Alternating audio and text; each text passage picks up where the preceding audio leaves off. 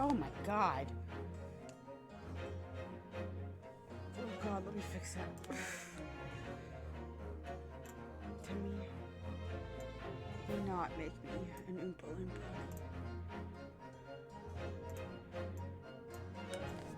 Come on. Good lord. It's better. Hello. Sorry, just having a moment. Oh, I just watched a TikTok from Vico Ortiz with them and Con O'Neill, and oh my god. Oh.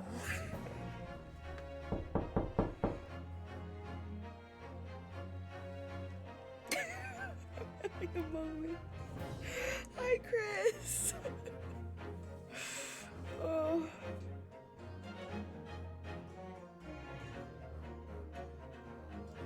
I need this tattooed on my soul. Anyway.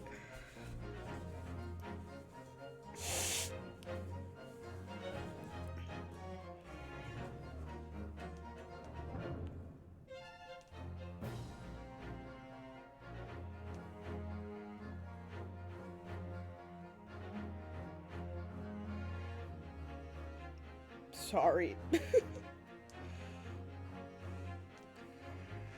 Anyway, what's up? How's it going? Happy Saturday.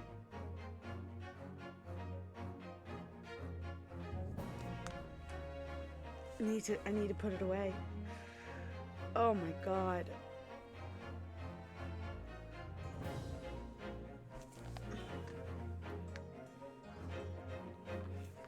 I decorated my water cup today. I'm on my bullshit. Just a little quick. Maybe if I centered it, that would be smart. On my bullshit. Anyway.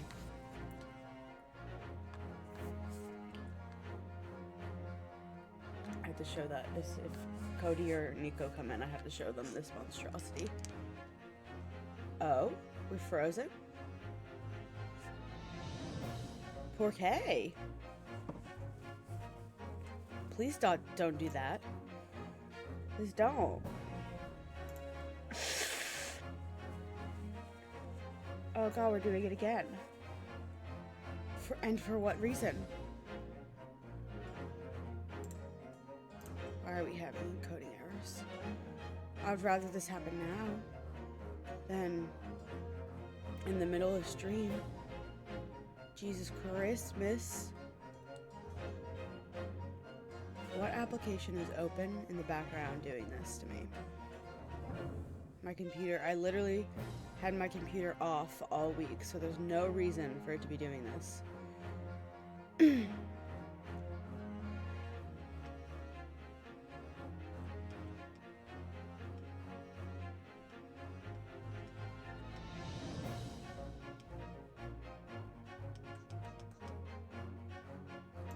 look like anything.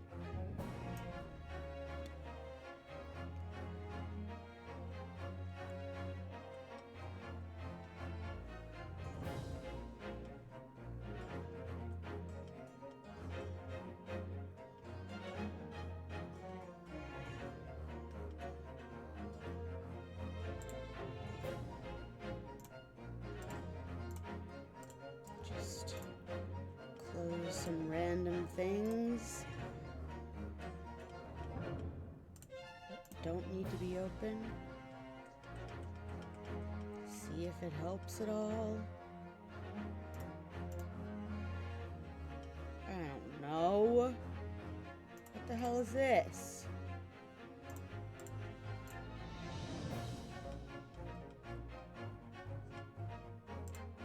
Sometimes I just go through and close random things on my task manager, and then I just pray that it doesn't shut my whole computer down on me. Hi, Carly! How's it going? Oh my god, it didn't fix this. I don't know how to make it not do this. Oh, and my chat's not showing up. This is good. I'm so glad that this is happening. Maybe if I go to this screen, maybe things will happen. Things will work. I can't click on my...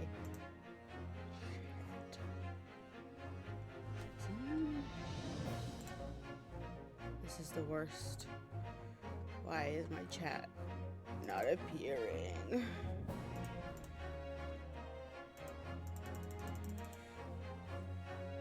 Maybe. I just went into the properties and I'm clicking refresh cache of current page. But I don't know if that's actually doing anything.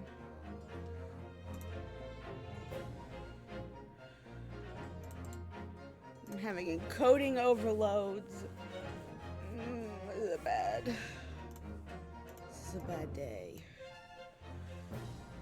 For my computer, apparently. I don't know why. It's been off all week and I just turned it on. I should have been taking a nap in there. Anyway, I was not hungover, which was good. Honestly, the drinks weren't that strong. I was sober by the time we got home. Leave me alone. Is it you, Norton? Or is it my fucking virus shit in the background, like, effing with me? Yes, they were free. It's working! There's the chat. They were free. It was an open bar. So, you know, I'm not gonna complain too much. But it was a good time overall. Also, okay, maybe... Okay, look what I did today, because I'm insane. I took my cup, and I decorated it with a bunch of stickers. I like these ones the most. These stained glass silhouettes.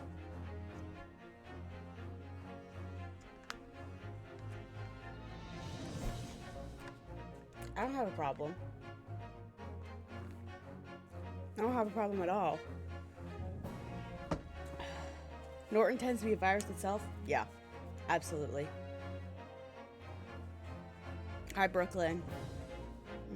Mwah, give you kisses from the other side of the continent. I'm back up to season 10. We're doing the thing. Maybe I'll finish the show. And I'll actually make these video plural. It's gonna have to be multiple. Thought I was on like 7 or 8 last I mentioned. I probably was last I mentioned. And then I just like I do like bursts where I'll just watch the show like intently for like 2 or 3 days, and then I won't watch it for weeks. And I watched like half of season 9 in like 2 days. Like I finished season 9 during the week, like while I was working. And then I'm on like episode 2 of season 10, I think. Now I'm curious.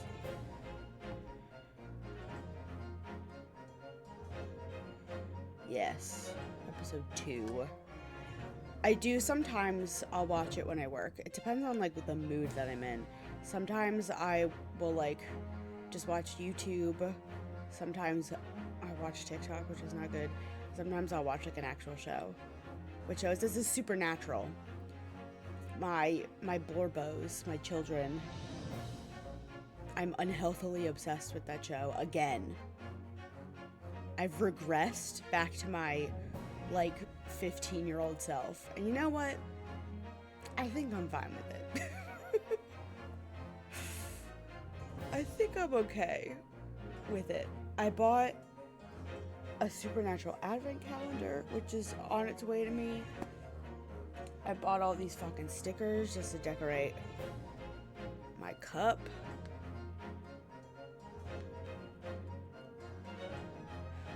I bought a fucking Christmas sweater and some art. I'm the problem with me regressing to my 15-year-old self is that now I have adult money and no self-control. And I can just indulge in my blurbos monetarily, which I could not do as a teenager in the same way. Because I had money, but I didn't have like a credit card. So I couldn't really do anything with that money. But now, if Stans emails me and it's like, this week only, supernatural Christmas sweaters, well, I could just go ahead and buy that. Because, you know, it's only here for the week. I don't... Again, who let me become this? I don't know. This was a Starbucks cup, and now, because fuck Starbucks. Anyway. Excuse me. Should I play this game? Get in it? I'm very tired.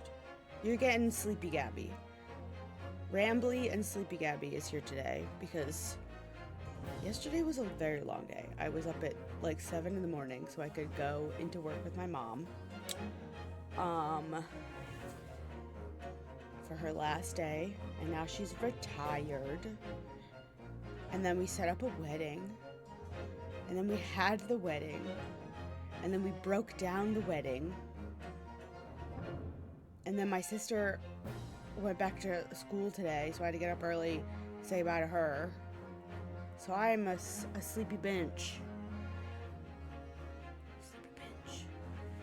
Am I ready for my mom to be home all the time? No, I'm really not. I'm sure it'll be fine. But I get frustrated when like my dad is home in the morning too many days in a row.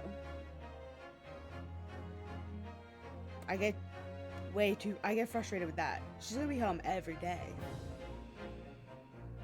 So, did your sister come down for mom's retirement, for the wedding? She was in the wedding party. It was her like best friend getting married. So she was one of the bridesmaids. Yeah, she wouldn't. If this wedding hadn't been this week, she probably would have tried to come home. I guess it was last week or 2 weeks ago for the retirement party that the school threw for my mom. And then she's coming back for Thanksgiving. Actually, I think we're going out to her for Thanksgiving. Which will be something. I don't know, there weren't a lot of good options for Thanksgiving. So we're just vibing. But I think we're going out there. And it's not like we're gonna have real Thanksgiving because we're not making a turkey in her little apartment. And she doesn't like turkey anyway. So I don't know what we're doing. I'm leaving all of that thinking up to my mom. She's got 2 uninterrupted weeks to think about it. So, whatever she comes up with, I'm just along for the ride. I don't know where else to be. She can come up with a apartment-friendly menu or whatever she is planning on doing. And it'll be fine. Because I don't care. But we are dragging the dog with us. That's gonna be rough. Because it's a 4-hour car ride. And Minnie's never done more than like 2 hours. So, we'll see. I mean, I would be down for Chinese food Thanksgiving.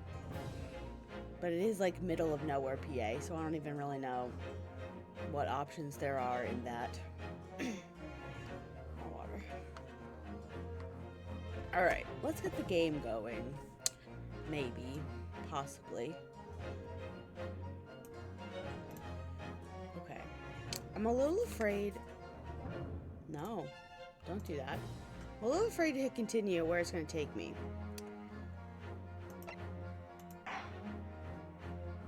Yep. It's going to take me to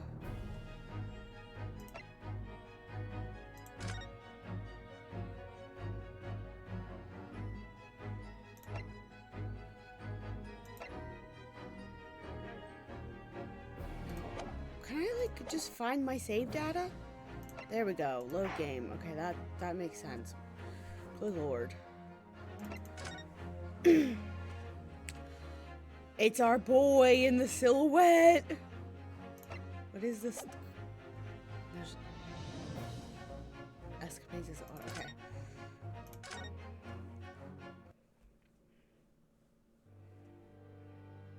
Episode 2. The Memories of Clouded Kokoro. Kokoro? It was a ghastly tale of a winter's night. I One love of the an voice invisible acting. killer and a crime perpetrated on the pavement along Briar Road. Is this not? As the victim lay at death's door, the mystery of just who had stabbed the young lady from behind had been resolved. Yeah, didn't we solve this last time? No sooner had my friend saved that student from his harrowing plight, Thank you, Chris. then in the dim, flickering shadows of gaslight did a second bizarre crime rend the stillness of that very night. I dare say most can still recall the sensational headlines of the day. I'm confused. Haunted apartment of death, the condemned criminal's curse, the dread demon of coal gas. Yet, though the great detective had at once discerned the truth upon his arrival at the scene, it only proved to be the overture that announced the rising of the curtain on a most tragic play. Shakespeare? Yeah, I don't know who the narrator is, because it sure as fuck ain't Herlock. My name is Ryunosuke Naruhodo. I'm a fledgling lawyer just starting out on my journey. 6 months ago, I arrived as a sudden visiting... What? I arrived as a visiting student of law. Yeah, I think it's Dr. Wilson. But Dr. Wilson is... dead? I don't know. Maybe they're gonna be like, there's 2 Dr. Wilsons! Because it would be pretty sad to kill what's-her-name's dad. Having made the long voyage across the sea from the Empire of Japan to here, London, England. And on the way, in quite extraordinary circumstances, I made the acquaintance of a world-famous detective. On the way, after my best friend was murdered, my best friend and lover. Currently, I reside in the attic of the detective's own lodgings, from where I run my legal consultancy of sorts. I've successfully defended a number of clients at Britain's highest court, the Old Bailey. But since a particularly grueling and unforgettable legal battle 4 months ago now, that was 4 months ago? I haven't returned to... You haven't done anything for 4 months for you? In truth, I lost my right to return. You what? But that epic trial was just one small part of an epic tale. A tale which was now about to awaken from slumber. Thanks to a letter that arrived this morning from my homeland. Can I read it? He is depressed. He can't function without Susanoo. What a delicious smell wafting up the stairs. It must be nearly time for breakfast. I better go down to Mr. Sholmes' suite and say good morning to the great detective and his flatmate. You mean his, ward? Sholmes' suite. Ah, Bruno, good. God, I gotta find their voices again. Hi, Iris. I was just about to call up to you. The bacon's ready. Good morning, Iris. It smells delicious as usual. Before we eat, though, I have some news. I had a surprise this morning. Oh, God. I forgot I have to do British accent. Not another word, Mr. Naruhodo. This could be just the abstruse thing for my pre-breakfast stagnation-repelling mental stimulation, my dear friend. Wow, that was really hard to say. What do you have on your desk, my man? Also, he's in this outfit.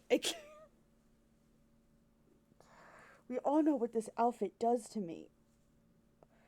First, the Vico and Khan video and now this. Somebody's trying to kill me tonight. Morning to you too, Mr. Sholmes. Ah, yes. I see. So that's it. Again, somebody's trying to kill me. I can't! Get away from me! I can't handle this. What is happening? He's too close. Oh my god.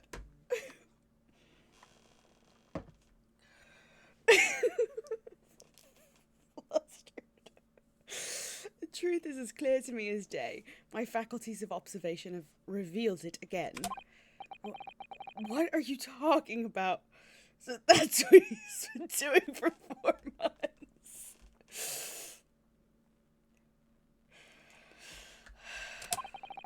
You, Mr. Naruhodo, you have this very morning met with a surprise. Uh-huh. Well, is that not the case? Really, my dear fellow, it barely warrants explanation. Firstly, your hair is particularly unkempt, somewhat reminiscent of a bird's nest.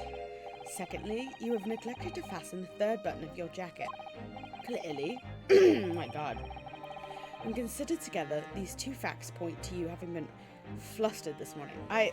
When I'm saying his lines as a little behind the scenes, I have like my finger pointed up like him, but like down on my keyboard. I'm like, I'm just like copying him. That's how I channel the British accent, the bad British accent. Can I talk now? But of course. Though, don't look for admiration, you understand. I don't look for admiration. My hair always looks like this. It's been this way since I first met you. Oh, it has. And the button was ripped off last night, if you remember. By you. Really pulled your button off? What are they doing?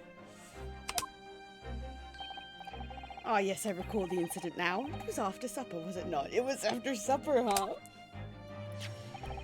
Anyway, as the evening advanced, I picked up my violin began to play the wailing notes of a haunting tune. Wow, this is really bad. I apologize. But then, to my utter dismay, the third string snapped. Why did it have to happen? Why? Little wonder then that in my vexation I grabbed the first button I saw and ripped it from its proper place.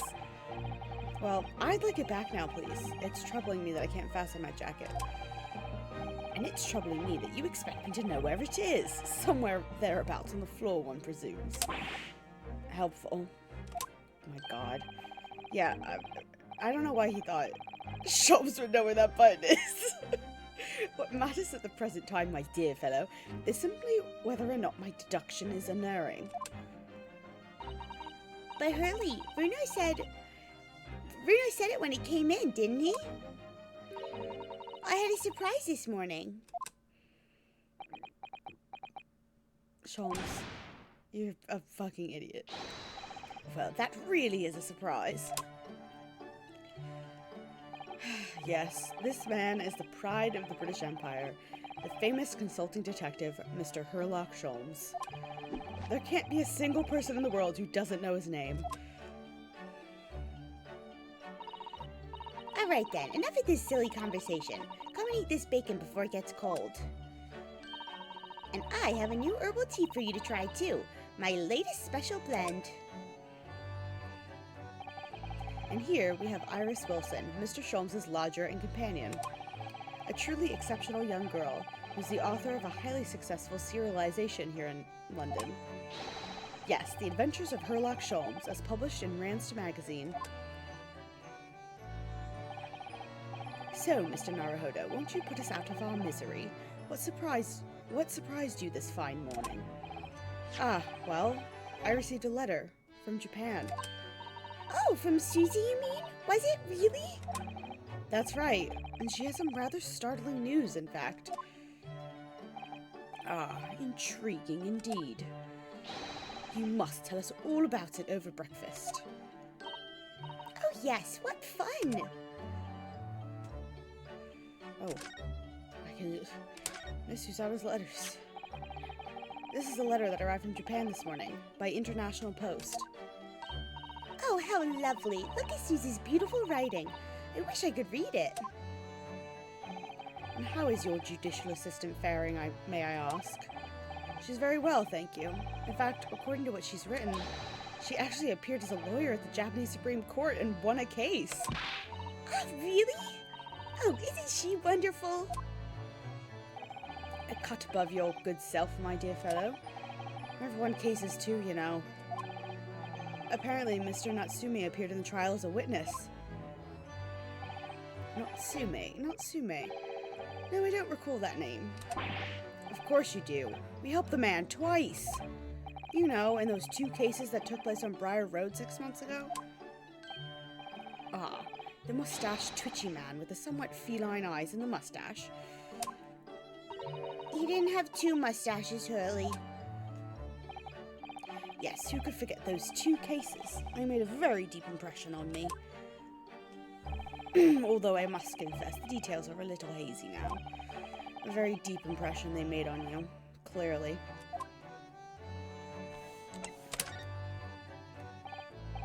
So, what was this startling news penned by Miss Susato? Do you remember the case of the haunted lodgings, Mr. Sholmes? Ah, yes, it's very interesting, you know. I don't feel entirely uncertain that a case of that nature did not occur. He's totally forgotten then. Anyway, in her letter, Mrs. Soto asked that we read over her case notes again and investigate further. Though it took place half a year ago. For what purpose? Because of something that Mr. Natsume said to her, apparently. He suggested that the real reason why she was called back to Japan so suddenly might have something to do with that case of the haunted lodgings. Oh? On Mr. Natsume's return to Japan, Miss Susato's father questioned him about the case, she says.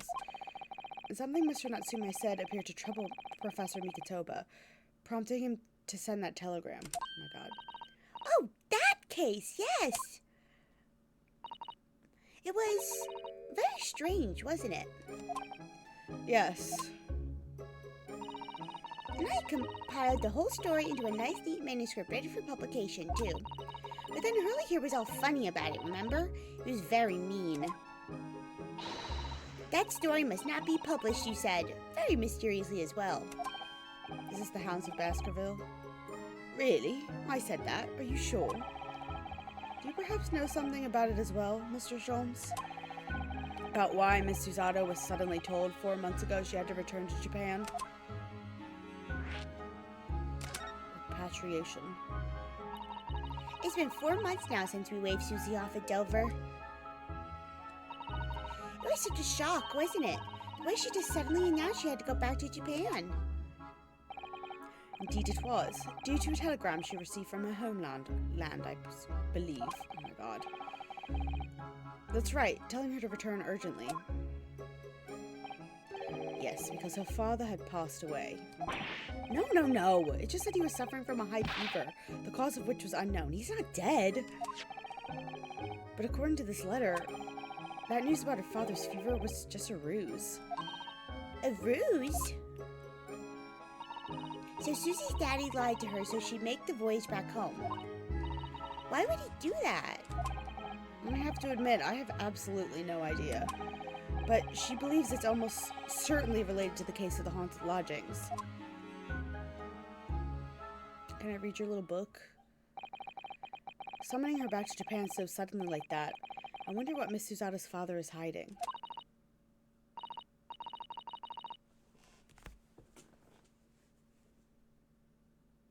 Maybe he's barking at something. Hurley, do you know what it's all about? Oh. You got dressed real quick. Well, who can say? What? But you said... Please, I have engagements, my dear fellow. My calendar is quite surprisingly full today.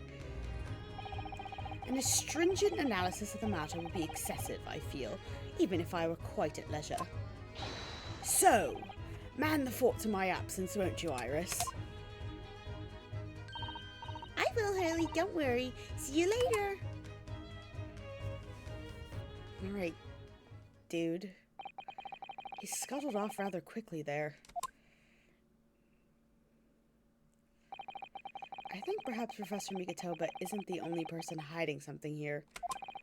Suzaki-san was involved in 2 cases, but only one of them was forbidden from being published.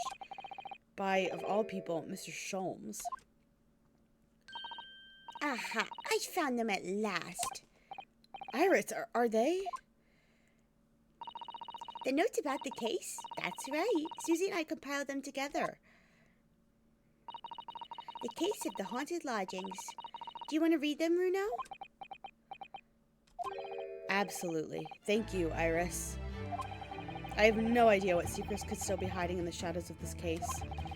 Perhaps if I read over the notes again, something might come to light. That's the spirit.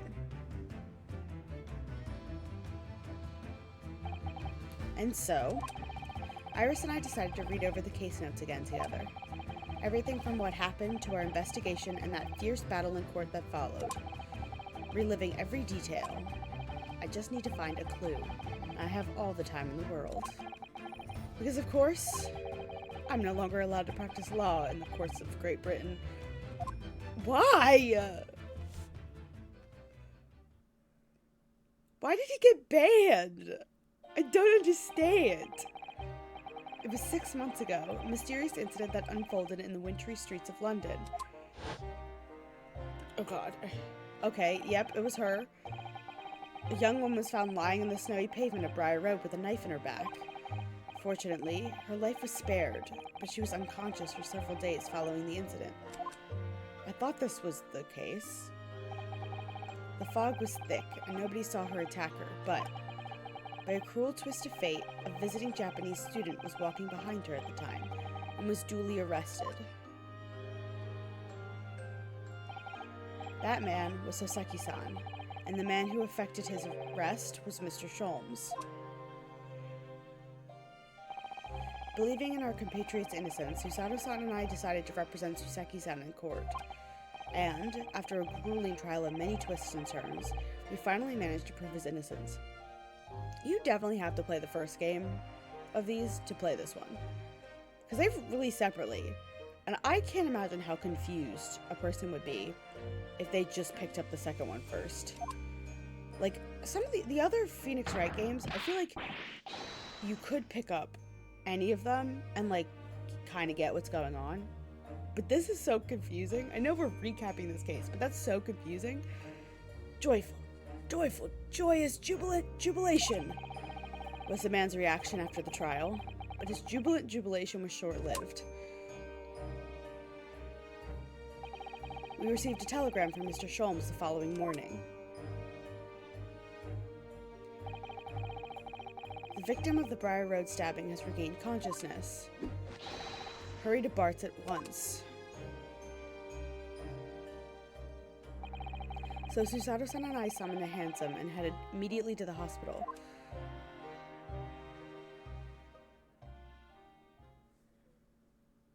Okay. Why is there a rat?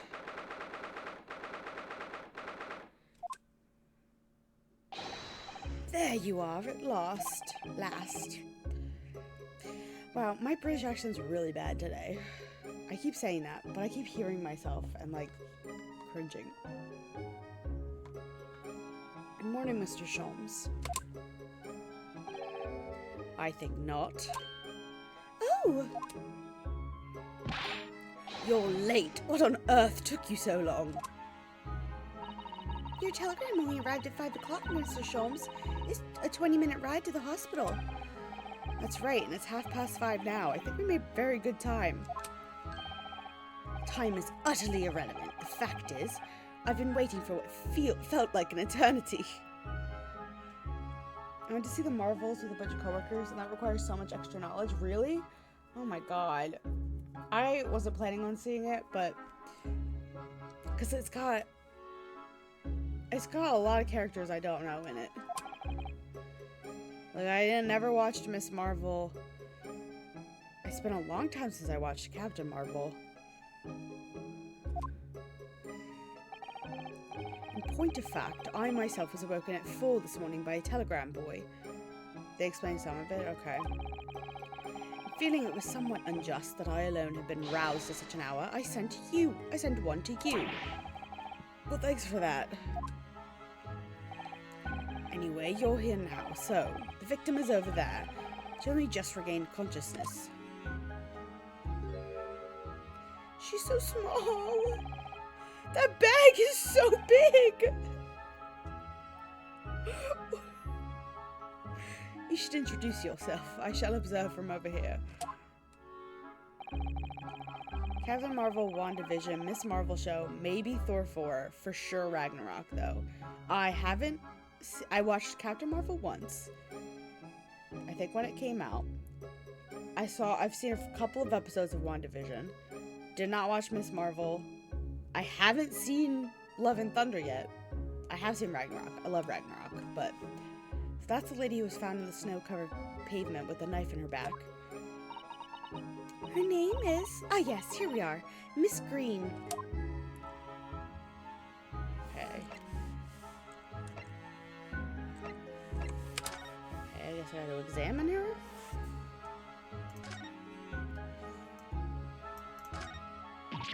Eek! A mouse, Mr. Naruhodo, an enormous mouse. Vermin in a hospital? That doesn't seem the best. But it looks like a very healthy specimen, doesn't it? It's very plump. I'm not sure we can say that's down to the excellence of this facility, if that's what you were thinking.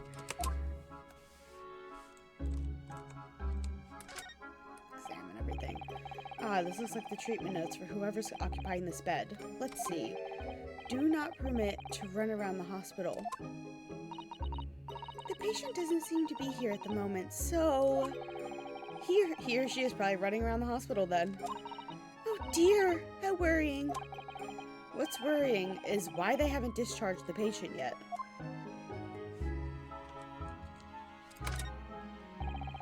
There are all sorts of medicines in this cabinet. Look, I'm not sure if it's safe leaving them in reach of everyone like this. Yes, you're right. I can imagine if you were peckish, you might try a whole bottle or two. Well, at least there seems to be a little lock to secure the cabinet doors. I don't imagine that would stop you if you were hungry. I worry that you'd break the lock. Hunger doesn't turn me into a criminal, you know, Miss Susato. Okay. There are lots of bottles in There are lots of bottles in that cabinet, aren't there? Do you think it's safe to keep them like that? If you were a patient here, I feel sure you'd take some medicine by mistake when you were half asleep. That is a worry, but at least the cabinet has a lock, even if it's only a flimsy-looking one. Oh, I've no doubt you managed to unlock that somehow while you were half asleep as well. There are limits even to what I can do when I'm half asleep, you know, Miss Susato.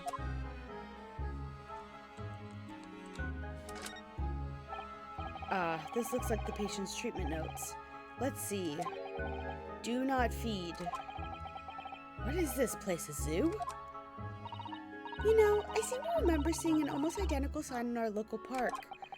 For the pigeons, yes, this is a person. Poor woman, I hope she hasn't read this.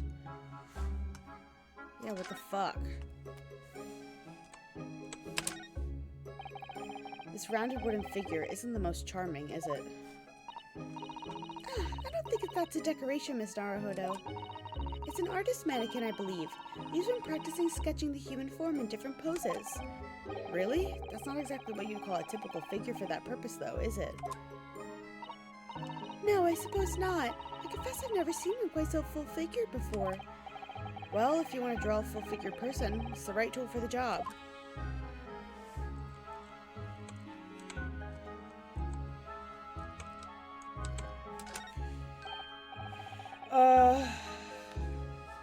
They do explain things decently well, but I know a lot of people also didn't like it, so I don't blame you for watching it.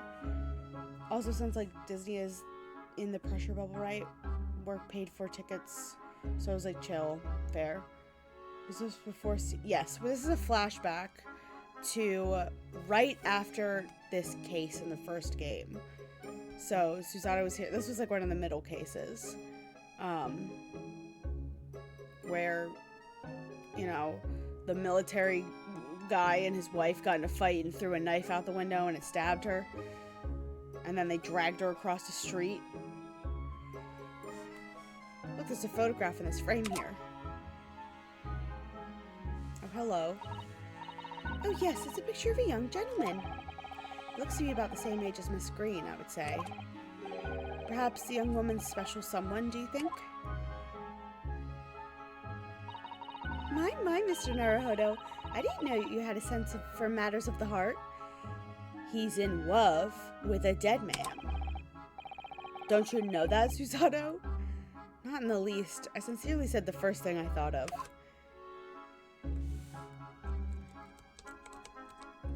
Okay, I can't examine this.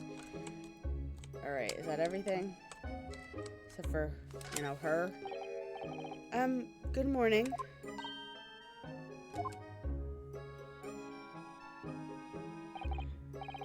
Hello, I'm, Ryunosuke Naruhodo from the Empire of Japan. Oh no, was it your knife that... Are you the man who... No, I'm a lawyer. And I'm Susato Mikotoba, pleased to meet you. Oh no, what, was it your knife then? Are you the one? No, I assure you. I'm Mr. Naruhodo's judicial assistant. We heard that you've regained consciousness and wanted to come give you our best wishes. Best wishes? For me? Thank you. I don't know what this voice is. I'm Olive Green. I'm an artist. Well, no, that's not right, is it? What I mean is I'm trying to be an artist. Well, what I really mean is I desperately want to be an artist. But the truth is, I don't have any talent. I don't know. It's no wonder I was stabbed in the back. I don't think that's related, actually. Gosh, this young woman seems to bend over backwards to put herself down. Seeing as we're here, we should ask her about what happened from her perspective, I suppose. To suddenly be struck in the back by a blade as you were walking along the pavement. What a terrible experience you had, Miss Green. It was so cold that day, and the fog was so thick, I couldn't see a thing. That was 4 days ago now, I think. Is that right? Yes, that's right. I'm afraid you've been comatose all that time. But the case has been solved, isn't it? While I was here in the hospital, I mean. Indeed it has, my dear madam. Spectacularly, by none other than I, Sherlock Sholmes. Mr. Sholmes, as you well know, it was Mr. Naruhodo's hard work in court that solved the case. Are you yet to hear what happened, Miss Green? Yes, I'm afraid so. A gentleman from the police force is supposed to come fill me in shortly. Oh, I see. Me coming round seems to have made everyone frantically busy. I'm so sorry. I should never have regained consciousness. It was selfish of me. Olive! Oh no, we're all so relieved that you're on the mend, Miss Green. Really, we are. With that kind of attitude, maybe her surname should be Blue, not Green. Ryu! Shut up! It's so mean. So you're an artist, are you, Miss Green? Oh no, I couldn't possibly claim that. I'm a fledgling artist at best. I mean, I'm a student of art, really, at the Thorndike Academy of Fine Arts. Oh my, an Academy of Fine Arts. Great Britain is such a wonderful country. Tell me, Miss Green, do you live hereabouts? Oh no, actually. I don't deserve it, but I've a little flat on Brixton Road. I see. How very interesting. Oh no, is it? Brixton is some 10 stops away in the underground from here. And Thorndike Academy is a mere 3-minute walk from Brixton Town Centre. Does that matter, Mr. Sholmes? Perhaps not. but Briar Road is a far less salubrious part of town by comparison, dwelt in by those of inferior means, including the maleficent Mr. Mustache. Inferior means? I suppose Sasaki-san does fit the bill. It struck me as somewhat out of the ordinary for a young fine arts student to be walking in such a district. That's all. What's this? She suddenly clammed up. Mr. Sholmes, you should be ashamed of yourself, prying into a young maiden's private affairs. Did he just call it poor or corrupt? I think poor, specifically. Oh dear me, do forgive me. If you don't mind. I'm being discharged shortly, so I need to pack up my things. Oh yes, of course. We won't keep you. Thank you so much, Miss Green.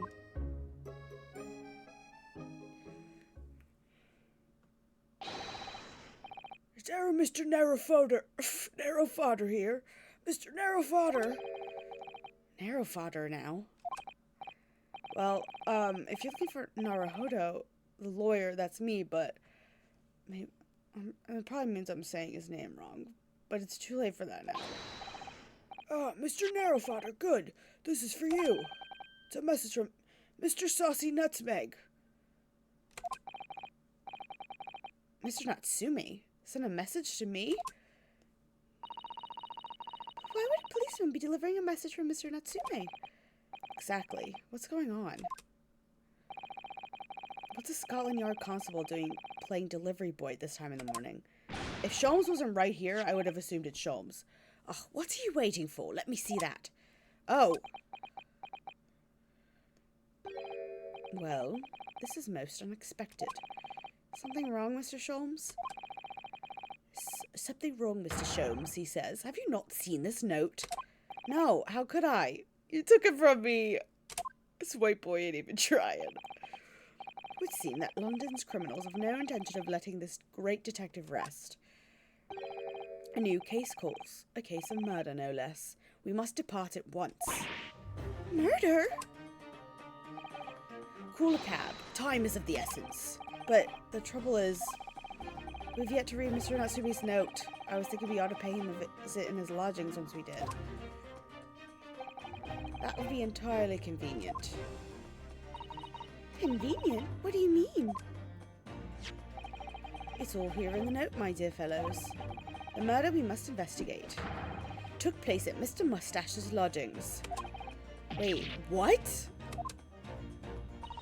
Oh, hell. Fiacre? Facra? What is that? At once. I gotta look that up.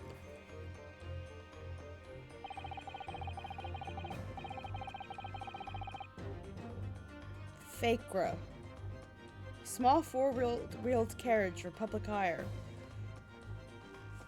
I guess it's just another word for carriage. Facra. Fiacre. Fiacre. It's fiacre.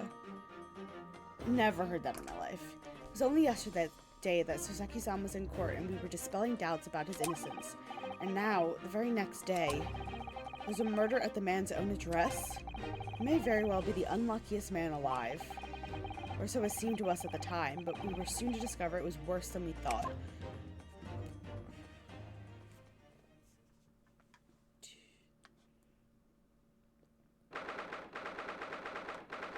Usadi's using her fancy English.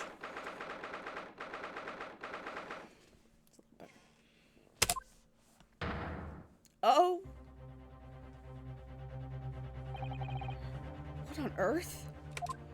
Oh my! The gentleman is deceased without question. He's dead. Is this the guy we met briefly on the street? Look, I'm student Mr. I'm so upset that he's still in this game. Because I can't do his voice. Mr. Nar... What was his voice? It was like a raspy kind of thing. But it was... I don't remember... Mr. Naruhodo Esquire. I don't know. Mr. Natsume. Oh, why? Why is this happening? Oh, why is this happening to me? That was not his voice. Fully just got out of court yesterday. I was finally home after 2 days of misery. And then I wake up the next day to this. No early bird should catch a worm like this. Woeful worm without wiggle. Wiggle. I see you're in high spirits again this morning, Mr. Mustache. Ugh, not the horrible Herlock Sholmes. Shoo! Shove off! Show yourself the door. I never invited you. Mr. Sholmes came here with us. He took up bars. I'm quite sure he'll be able to help you, Mr. Natsume. I am entirely at your disposal, Mr. Mustache. What can I do for you?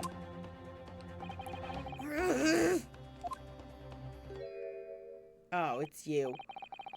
Here they are, already. Oh God, what is his voice? The busybodies. I think that's what it was. Here they are already, the busybodies. Ah, Inspector Gregson, what a pleasant surprise.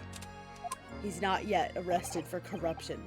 Pleasant, is it? Give me up, and every time I see a face at a crime scene, Sholmes. I deduce, Inspector, that you're heartburn is a result of your excessive consumption of fried food. He's still caught because it hasn't been the case yet where he does the bad. Does he have to go on court for that? Well, so this is before that. This is still flashback. This whole case is flashback. Good morning, Inspector. This is a crime scene. Don't you go touching anything. Or good morning to you too, Sunshine. Oh boy. Look at Soseki. Looking so sad. What is this room? There's nothing there. Yeah. I gotta... Oi, I said hands off. You're gonna mess up my crime scene. Oh, no, I just wanted to look, that's all. No chance, I know your kind. You'll mess it up just by looking at it.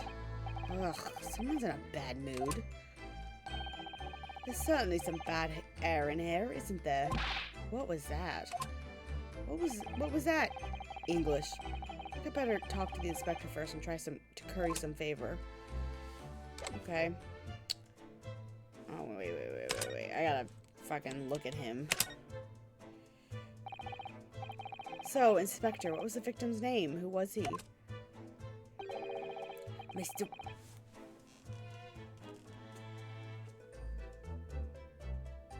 They didn't... I know I jokingly said William Shakespeare, but I wasn't expecting this, and I wasn't expecting that play of words. Mr. William Shakespeare. There was a lodger here. As you could probably tell, he was an actor. Bit of a dead loss as it happens. Or just dead. Mr. Shakespeare. I can't believe I'm gonna have to say that over and over again. It was the landlord, old Mr. Garadeb, and the other lodger, Mr. Natsume, who found him. The fella didn't rise at his usual hours, so Garadeb got worried and knocked the door down. But doesn't Mr. Garadeb have a bad leg? Yes, you're right there. It was that jittery Japanese hunchback over there who actually did the kicking. Japanese hunchback? Look at his shoes! Really? Soseki-san? The victim was pretty hard up, it seems. Even done some time inside for petty crimes. He had no money, no place to go, no friends. No friends. His only acquaintances were the people in this house. Miserable life and a miserable end to it. So, what exactly is Mr. Natsume still doing here? He's not involved in the investigation, so shouldn't you have sent him away from the crime scene? Well, I'm not saying it's because the fellow looks odd or anything, or that he acts suspicious. But I thought it'd be prudent to take a statement from the cohabiter. Gregson, leave the man alone. You nearly said culprit there, didn't you? Oh dear, Mr. Natsumi appears to be under suspicion again. Certainly seems that way. He does just come across as such an odd fellow, doesn't he? Poor man, how unfortunate. Anyway, I can't say much until the coroner gets here. But I don't think the fella's been gone it that long. Body's still warm.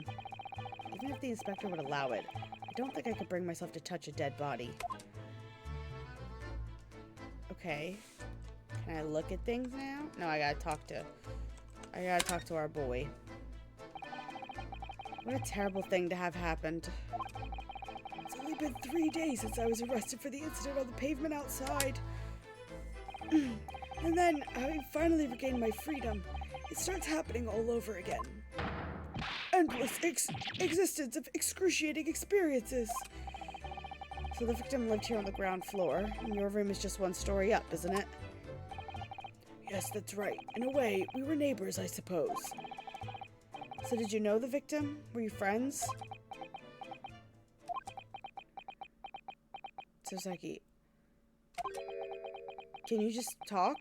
My man, say the words! What's the matter with Soseki-san now? It was an innocent enough question, wasn't it?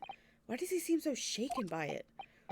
Well, I suppose he wasn't a complete stranger. They were fucking. But did he ever invite me to his room? Never. On my honor, I swear it. What an extreme reaction. You're probably wishing you never asked now, aren't you, Mr. Naruhodo? We found him here. I felt wretched, which is why I sent word asking you to come. Through that inspector over there. Okay. Now what? Oh God. I just spotted him.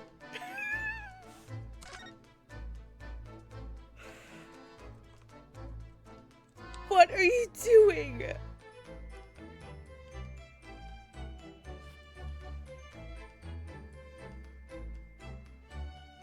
Sholmes.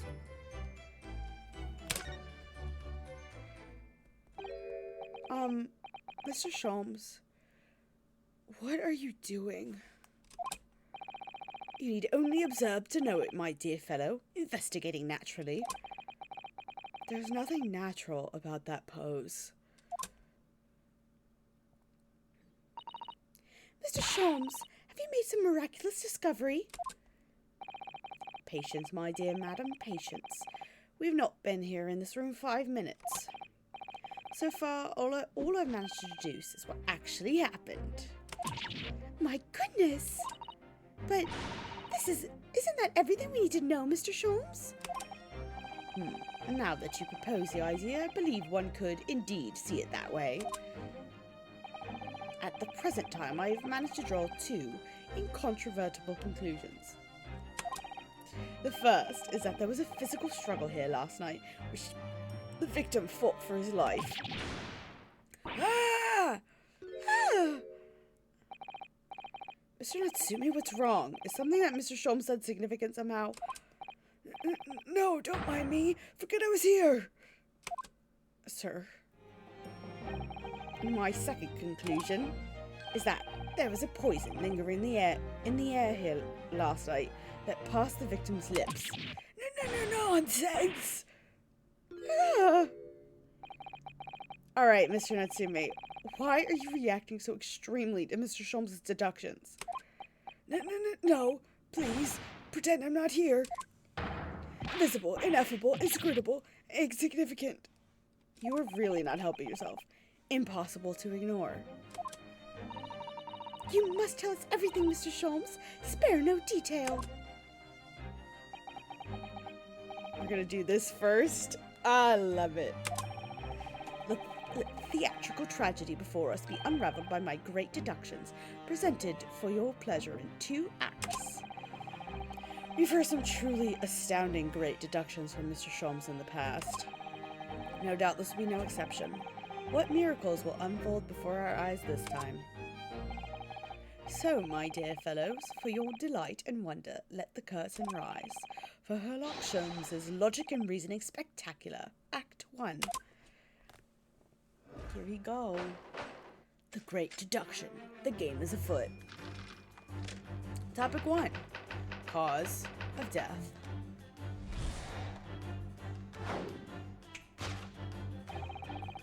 Careful observation of the victim reveals to us the events that transpired in this disconsolate room last night.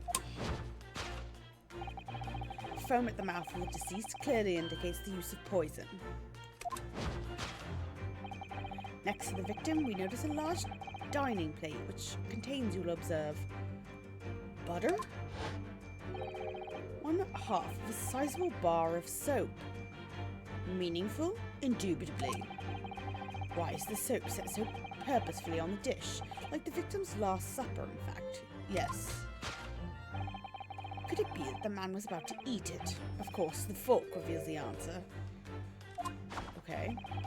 It appears the young man's appetite was his undoing. He ate so... What are you doing?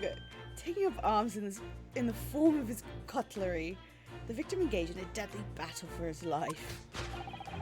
Yet the struggle against his hunger was in vain, for in the end he couldn't resist devouring the slippery feast. But London's foul soap has besmirched my foul poison. He slipped on the soap like a banana! Yes, the victim's life was claimed by poison that tainted the contents of the plate. The soap and the lather about the young man's mouth are too perfectly matched to ignore. No. The cause of death was clearly intoxication due to excessive ingestion of foul soap. Though personally, I have a greater interest in the taste of foul candle wax, of course. I agree, Carly. Poisoning from soap ingestion. Suicide or murder? Cause of death identified, we proceed to Act 2, where we ponder the next questions. Was this suicide or murder? Soseki, you look so suspicious. The audience will recall the death occurred during the victim's Last Supper. Did the man dine or die alone? A single teacup suggests the answer. To draw a conclusion on such meagre evidence would be foolish, however, certainly. The careful criminal could have absconded with his own cup to cover his tracks. Well, allow me to lift the veil of doubt, my dear fellow. God. Indeed, what reveals the answer, of course, is the broken lock. No. They kicked the fucking door open, dude. Though forced open now, at the time of the incident, this door was locked. And the sole key was in the victim's pocket. In other words, when the victim consumed the poison, he must have been alone. Alone with his inferior soap, from whence wafted an inferior scent. Okay, with that acrid aroma lingering in the air, the victim met his end in tragic solitude. Can take comfort only in the fact that his soul was well cleansed on its way to the hereafter. No possible perpetrator present. That's a lot of P's. Thus concludes the final act of Herlock Sholmes' Great Deduction. I really can't say Herlock Sholmes' in this accent. It doesn't work. Herlock Sholmes.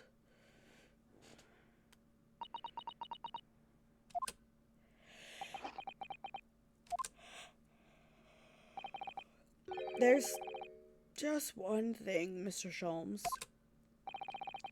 You are disposed to identify just one thing, aren't you, Mr. Naruhodo? Pray, what concerns you?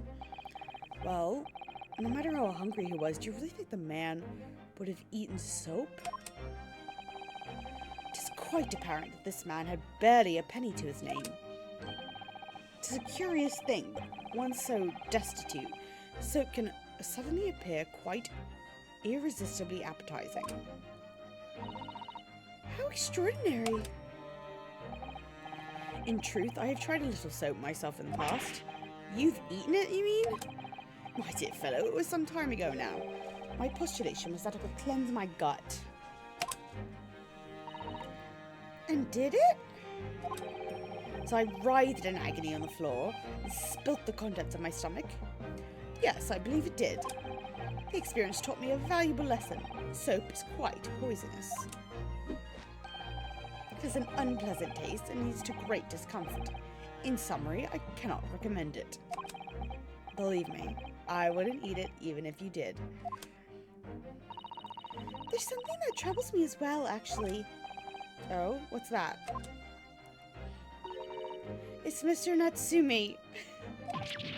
I couldn't help noticing him shuddering and quivering out of the corner of my eye. Almost as if Mr. Sholmes' deductions touched a nerve somehow. No, nonsense. Word, wrong word. Well, that clenched teeth episode didn't last. I think, judging by Mr. Natsumi's reaction, the great detective's deductions may need some gentle corrections in order to reach the actual truth. Yes, Mr. Sholmes' observations and deductions, sometimes a little too sharp. Has a tendency to hit the nail on the side of the head and drive it in at an obtuse angle. When he does that, it falls to us to straighten things out. Alright then, let's see what we can do. Yes, we must pick out the keywords in Mr. Sholmes' quite brilliant deductions, and discreetly exchange them for something that makes a little more sense. If we can do that, I'm sure we'll arrive at what Mr. Sholmes meant to say in the first place. In that case, are you ready for the second performance of the day? Once again, my dear fellows, for your continued delight and wonder, let the curtain rise. For Sherlock Sholmes' Logic and Reasoning Spectacular, Act 1. Alright. Here he is. Hold it, Mr. Sholmes. I love his little silhouette. He's so cute. I love you. I love all the characters in this freaking game.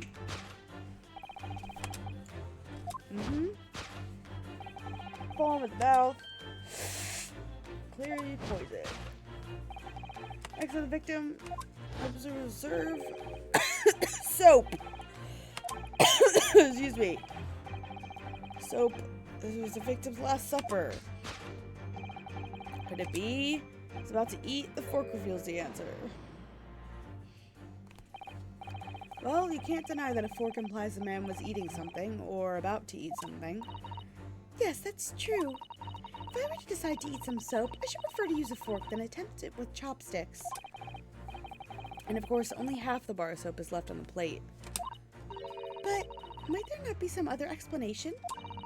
Something material that proves whether or not the man really ate some soap? Okay. Did the man really eat some soap?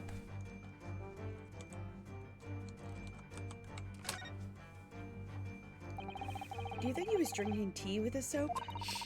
The cup's empty, so there's no way of knowing. How about this for an idea? Perhaps the cup was full of water, and he was dissolving soap in it so he could gulp down as much as possible. Please remember, he may not have actually been the soap lover that he's been made out to be. Yeah, I don't understand why there's soap on the table.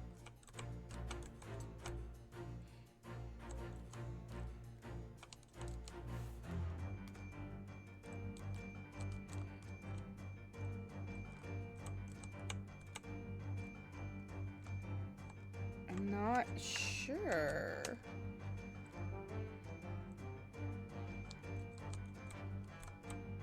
What is, oh! Look, there's more soap on the floor here. Mr. Shamspeare must have really loved the stuff. Let's not jump to conclusions, Mr. Naruhodo. Look closely at this soap. Do you see that it would fit together perfectly with the other bar on the table? What the? How can that be?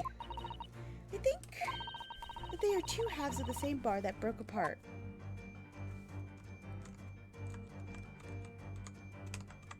Yeah, I'm gonna present this. I don't know if that'll work. Okay, good. Whew! Could it be that the man was about to eat it? Of course, the other piece of soap reveals the answer. It being the other half of the soap on the table. In short, the victim was not eating soap at all. But it's obvious, really, for no depths of hunger could drive any man to attempt to eat soap. You was looking at him like, you fucking asshole and idiot. Even I, with my unquenchable thirst for practical knowledge, could only take one bite. But that begs the question of how the man was poisoned, because there's no sign of any food on the table. An excellent observation, Mr. Naruhodo, and one that furnishes us with the answer we seek.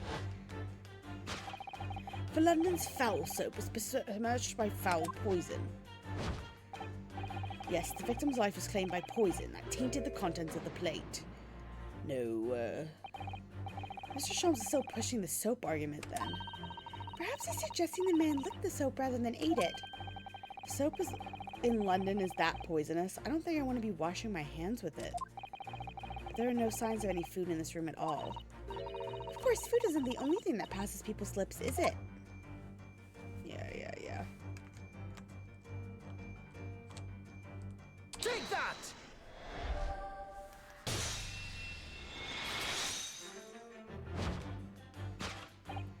Yes, the victim's life was claimed by poison that tainted the teacup.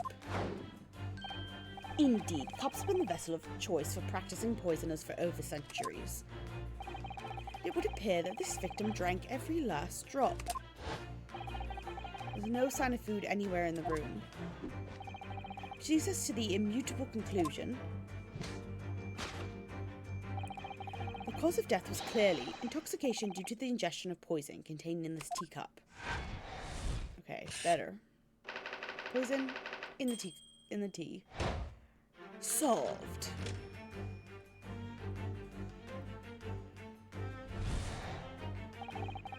Cause of death identified. We proceed to yeah. Suicide or murder? Audience. Are they down alone? Ah, the Western vessel for infused hot drinks again is already featured heavily in our deduction so far. Yes, we can imagine that shortly before his death, Mr. Shamspeare was having a drink of tea. There would be nothing remarkable about that, but what troubles me is Mr. Matsume's reaction when he heard Mr. Sholmes suggest it. There's more to this deduction than it seems. We must closely examine the scene of the crime again for more clues. Alright. Oh god! He's literally holding another teacup! Sholmes! Take that! Sholmes! Did the man dine and die alone? The other teacup suggests the answer. Yes, there were 2 teacups in this room all along. In other words, this is a strong indication that at the victim's last supper, there was a guest present. It's a great question, Carly. I hope it's the second one, but I don't know. I'm not confident. At the very least, we can say now with certainty that somebody else was here in the room last night, taking tea with the victim. What are you talking about? Utterly unbelievable, unjustly unreasonable. To draw a conclusion on such meager evidence would be foolish, however, certainly. In which case, what more can we deduce about this possible guest to the table? Follows up Ryu with the right lines, but it's like, yeah, I don't know what his problem is. Is he that dumb? Because obviously he's been solving cases before this, but like maybe Iris has always been with him to like Iris or Wilson, like to scoot him in the correct direction, like do what Ryu's doing. Like, I don't know.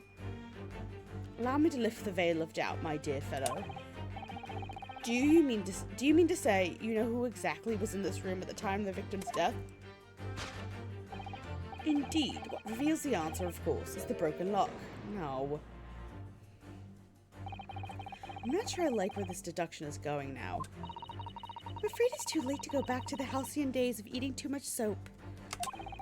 But the identity of the guest who was in here last night when the victim passed away is something I have a very bad feeling about. Well, you could try to ignore your feelings, but we cannot ignore the truth, Mr. Naruhodo. No, I suppose not. Time to look around again. Okay. Bottle. Pile of books. The pile of books is a bad sign.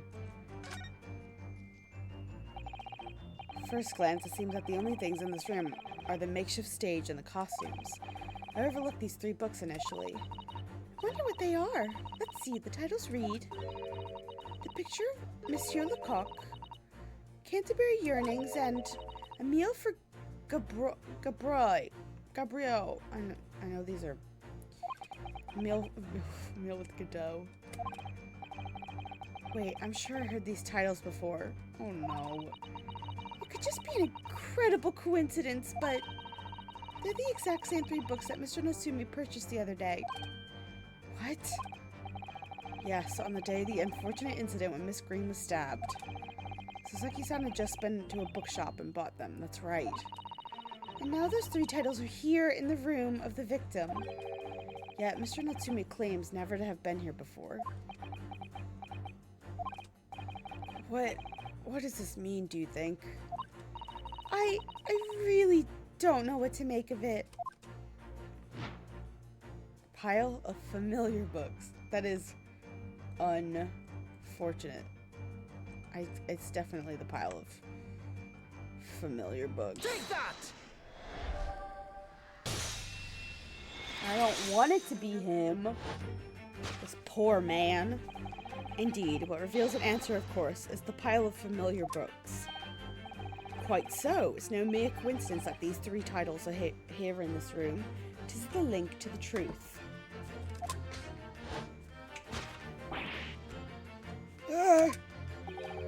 Mr. Natsumi, you purchased these titles 4 days ago at a second-hand bookshop. That's just a coincidence. In that case, you will be able to bring the same 3 titles from your own room, will you not? In this very moment. No, never, non-negotiable. If you can't bring your own copies here, it proves that these 3 books are, in fact, yours. I don't know that it does, but it might as well.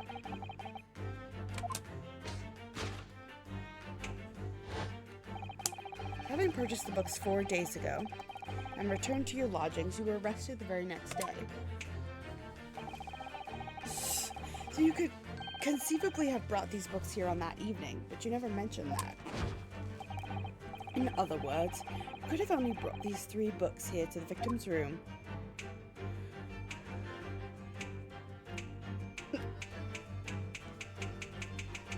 Why is it making him dance in here? Last night, having returned to your lodgings after the trial concluded at the Old Bailey. He looks so scary standing there. He's so rectangular. His shoulders are so tense. He looks scary. In short, there is only one possible conclusion. The victim died here in his room last night as a result of poisoning. And that same night, the victim had a visitor. And that visitor? Oh. Look at them! Was you, Mr. Soseki Natsumi. It looks like he's very constipated. Thus concludes the final act of Herlock Sholmes's great deduction. Hi, Nico. You are fashionably late. Always fashionable. Look what I did to my water cup. I destroyed it with my my blorbos.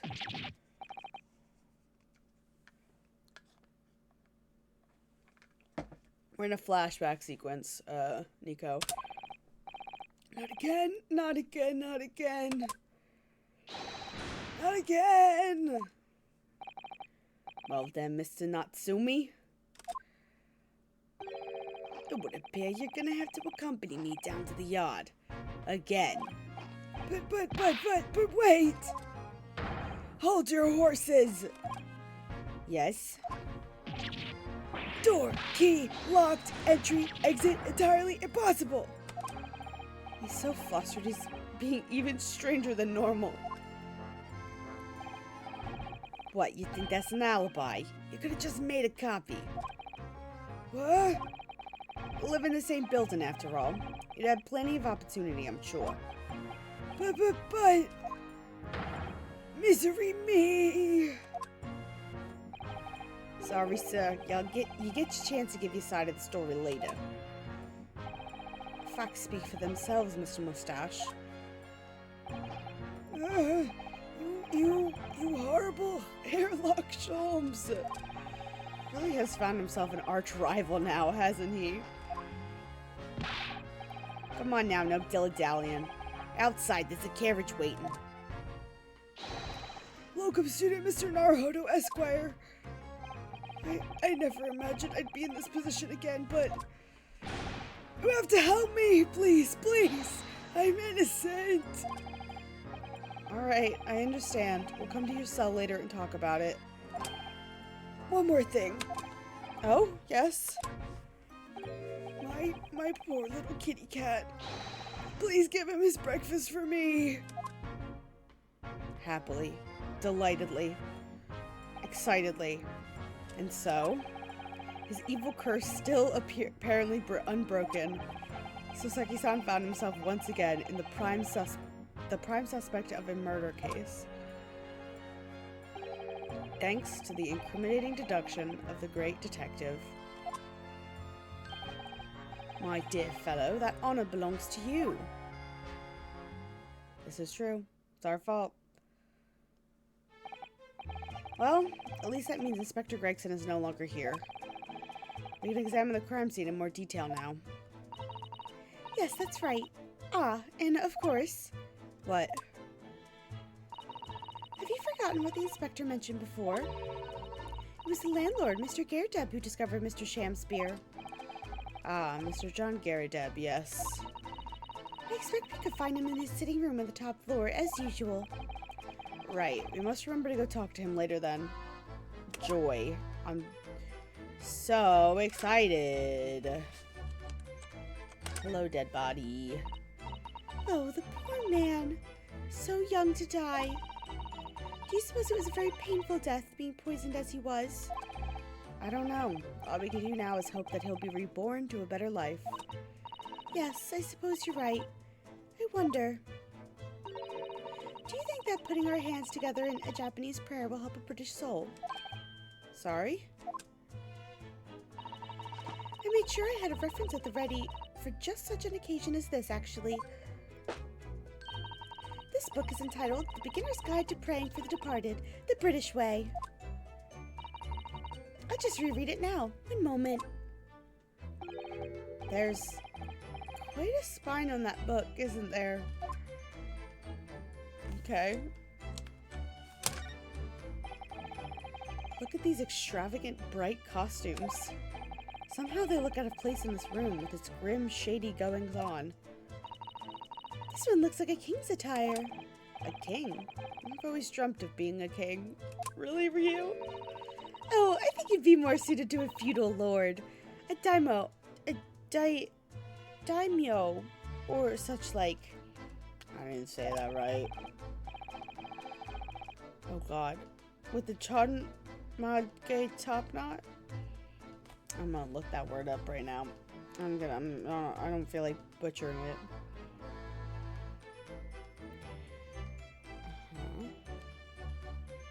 Pronunciation. Please have it written out. I don't want to listen to it. Fine. Chonmage. Okay. Thank you. Chonmage. The chonmage top knot. Every Japanese man wishes he had a chonmage. Oh, you look wonderful with one. You already have a sword. Can you imagine what would happen if I walked around the streets of London with a chonmage and a sword?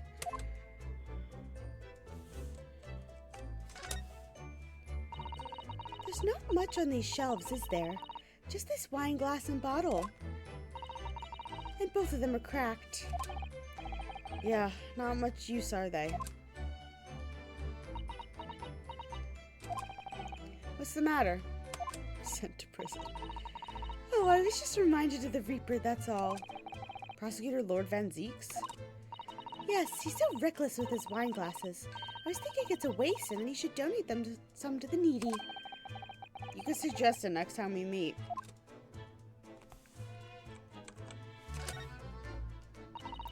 As we've seen from the outside, the window is completely bricked up.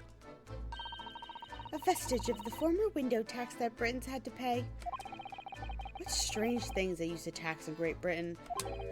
I mean, making people pay for the number of windows they had in a property? It's extraordinary. It's heartbreaking to think of the poor having to block up their windows just to avoid an unaffordable tax. Oh! What is it, Miss Usato?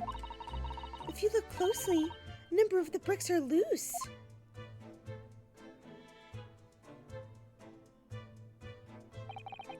Oh yes, it looks as though an amateur has broken out just a few here. Was it Mr. Shamsphere who did it, I wonder? Being the lodger renting this room? Ah, look at this, Mr. Naruhodo. On the outside there's a little ledge. And there's something on it. More soap? What, outside? Does this man have a soap addiction?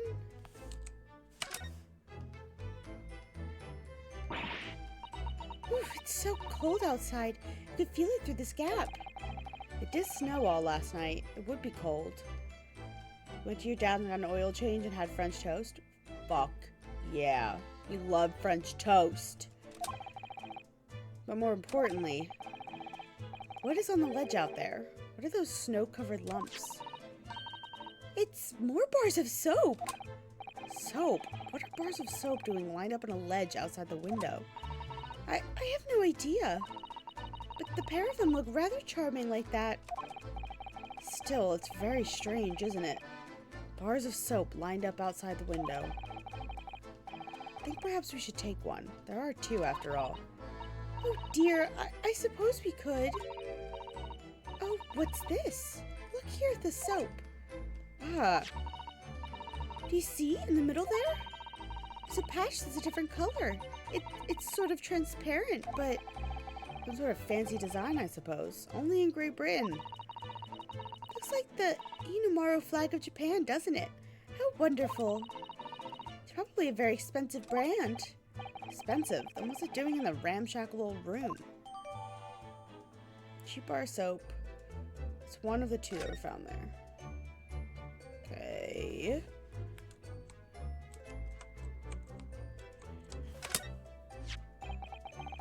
And here we have another disproportionately large machine. This looks like a meter of some kind.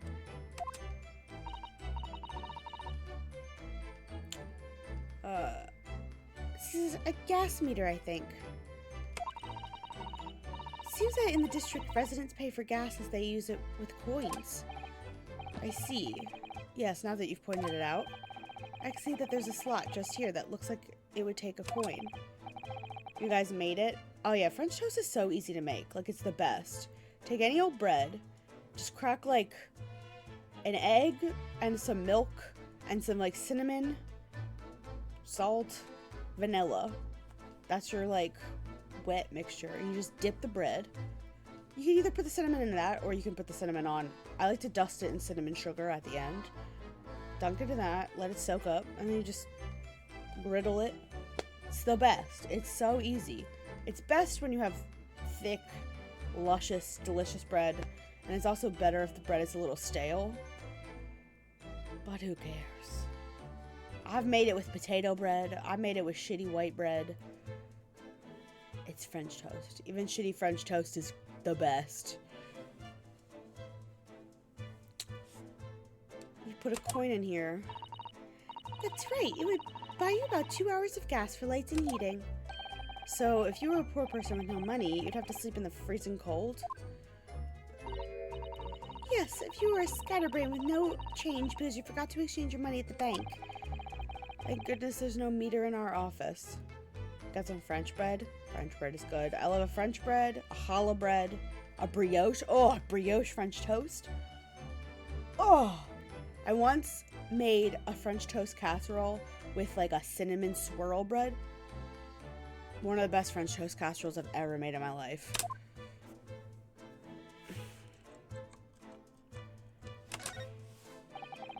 This is a gas wall lamp, isn't it? Must be connected to a gas pipe in the wall. Gas lights, a gas stove. London really is a city of gas. Now that I think about it, Mr. and Mrs. Gardev had an open fire on the top floor, didn't they? Oh yes, you're right. I don't recall seeing a gas stove up there. I made challah French toast. I have. It's the best. If you have like a Jewish diner anywhere near you, go get you some challah French toast. It's the best. So good. I much prefer a real fire anyway. It's so much cozier. We have like a Jewish deli / diner in our town, and it's so good. I don't go there very often, but when I go, I get French toast. This is some sort of makeshift stage, I think, isn't it? Where does the audience sit, though, for the nightly Shakespeare performances? Actors aspiring to the great stage must practice their art, Mr. Naruhodo, with or without an audience. Did I say my line in her voice before? I must have. In fact, on a related note, perhaps you should set up a mock bench for the defense in your office. What? Then you could practice your art every single day. I'll think about it. If you promise to don a beard and play the role of the judge. Well, if that would help you achieve your goal. This I have to see. Okay, I think that's everything. I think I've examined every inch of this place. Oh, here we go. Ah, one of the teacups that Mr. Shanspeare and his guest drank from last night. But don't go drinking from them, Mr. Naruhodo. There's bitter poison inside. I'm not planning on drinking any, don't worry. Anyway, the cups are both empty. That's true. So, one was Mr. Shanspeare's, and the other must have been the cup that Mr. Natsumi was drinking from. Sasaki-san wasn't poisoned, of course. Perhaps we should take these so we can examine them in more detail later. A pair of teacups has been entered in the court record. We could just take those? Okay. Alright, I think I have actually examined everything. Now we gotta go talk to... Ugh. This guy. I don't want to talk to him, but I will. Oh, y'all cleaned up. This is like an entirely new place. Here we are again. The eccentric landlord's eccentric top floor abode. We're here because Mr. Garadeb's the one who discovered the incident this morning, don't forget. There he is. Ah, you chaps, eh? Yes, good morning, sir. Thank you for your cooperation in court yesterday. It was quite a trial. As much as Mr. Garadeb as anyone, really. Came straight back here after all the business at the Bait yesterday. Didn't expect to wake up to more bally nonsense this morning. I wonder if you wouldn't mind telling us exactly what happened, Mr. Garadeb. Yes, I suppose you'd like to know about that dead loss of an actor chap on the ground floor. Those were exactly Inspector Gregson's words, weren't they?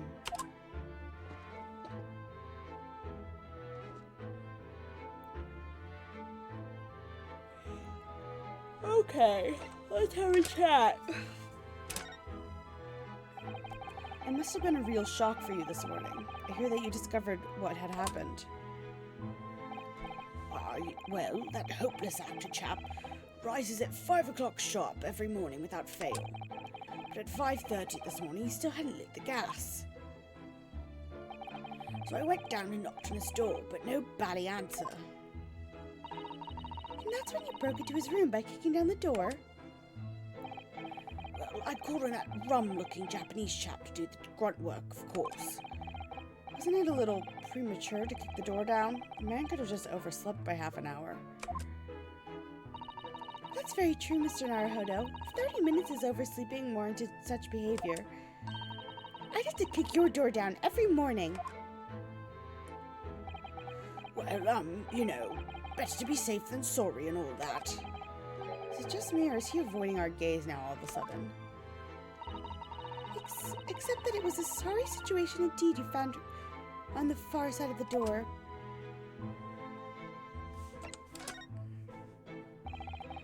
The victim's name was Mr. Shamspear, I believe. Is that right? Yes, William Shamspear took the ground floor room 3 months ago now. And how would you describe him? In a word, destitute. Destitute? Well, let's face it, the only redeeming feature of that room is the cheap rent. Anyone wanting to live in a place like that is either broke or has a batty screw loose. So hard to choose which category Soseki-san would fall into.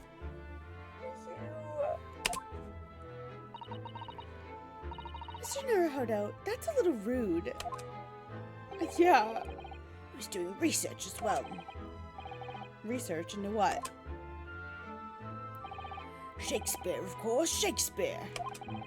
Read a few plays of the old bard myself, Romeo and Hamlet and all that.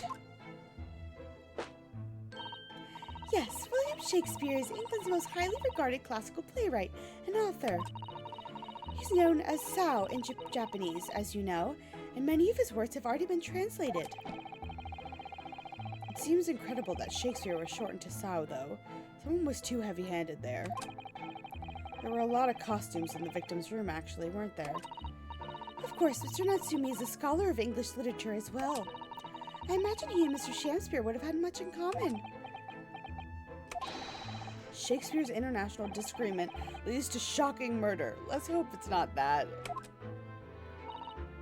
Mr. Naruhodo, really? How rude!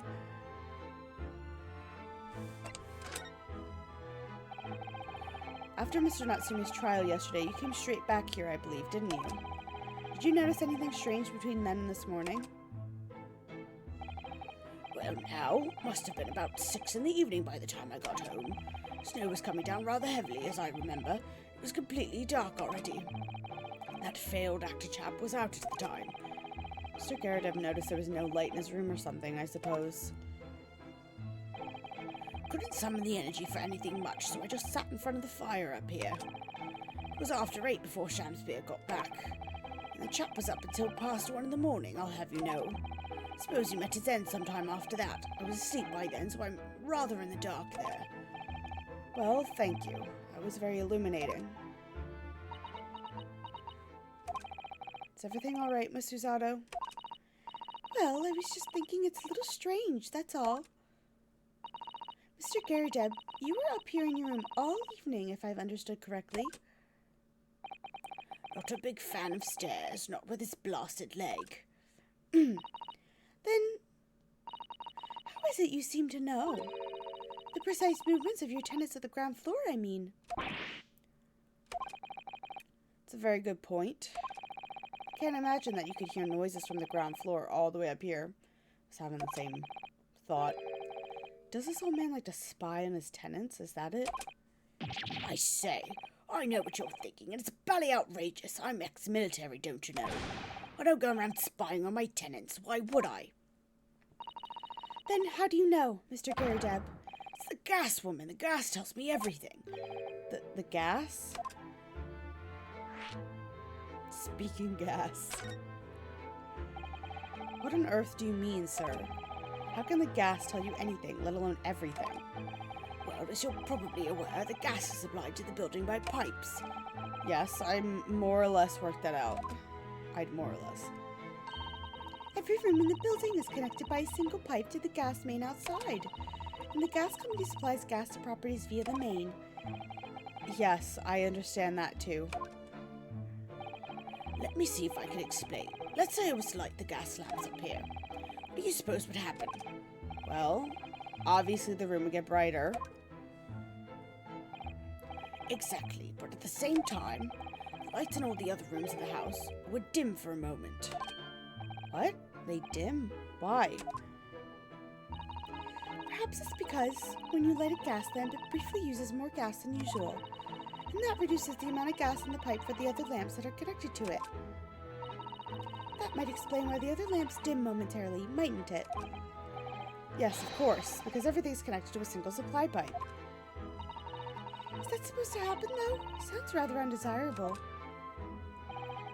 Jolly good point. Fact is, the gas company's pipes in these parts are pretty hopeless. Long worn out. And barely got any gas in them to start with. Opposite's also true, of course. Extinguish the lamps up here and they go brighter in the rest of the house. Ah, right, I see. So by watching the flickering in the lamps in one room, you can determine what's happening elsewhere. You've got it. Oh, of course, because when people come back home in the evening, before they go to sleep at night, what they're guaranteed to do is either light or put out their lamps and fires. Clever. In point of fact, the room on the ground floor and the ones above it use slightly different amounts of gas. By watching the lights in here closely, I can work out almost exactly what's going on in the whole house. Gosh, that's fascinating, Mr. Garadeb. Absolutely fascinating. Oh well, nothing to it really. I can't really see that it's going to help us with the case either. What I'd like to know is why Mr. Garadeb is so interested in what his tenants are up to in the first place. Because he's a nosy old man with an annoying wife, and he's got nothing better to do. It's like there's more to it than idle curiosity. It's boredom. Let's see if I can present anything to him.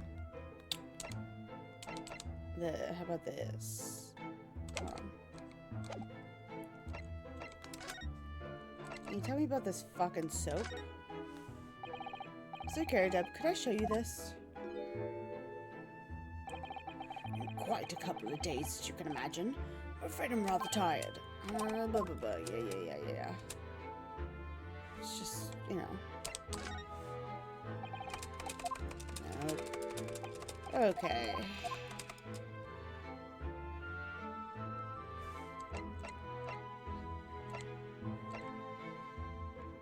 Okay. Let me just quickly look around.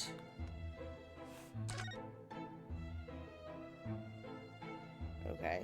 There's nothing new, from what I can tell. Alright, let's go. I guess let's go outside.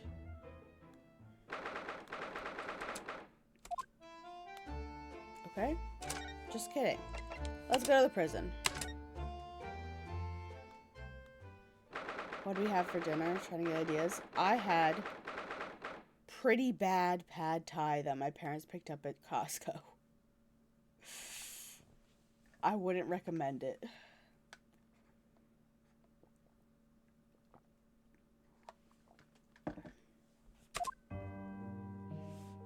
Okay.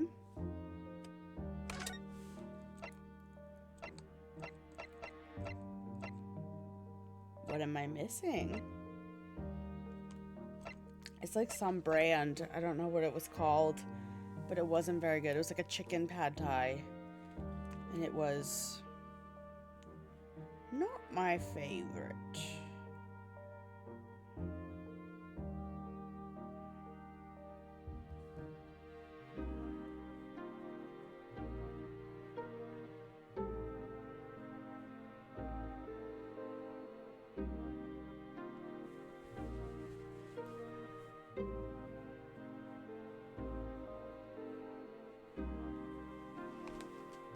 Ugh. Got some Chinese food? Hell yeah. Made chicken noodle soup with the chicken leftovers. I love that. What did I miss? Got something in this room?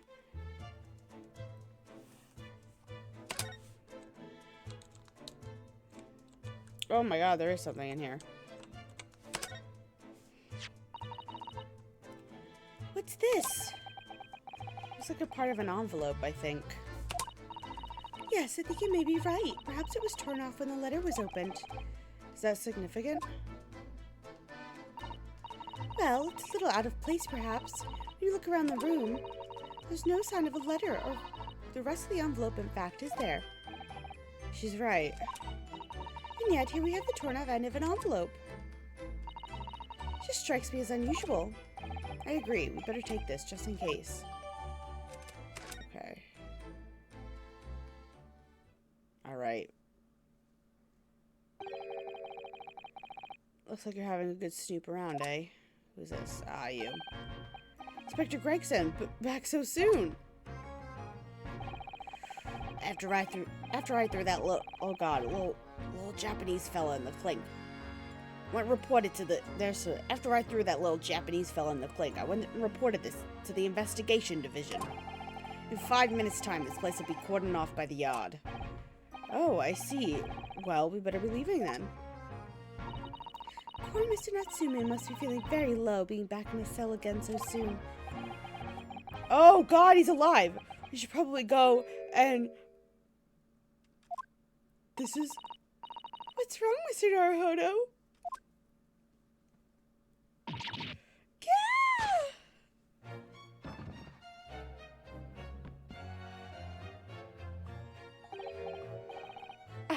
Out, brief candle. Life's but a walking shadow. A poor player. Nobody checked his pulse? That struts and frets his hour upon the stage, and then is heard no more.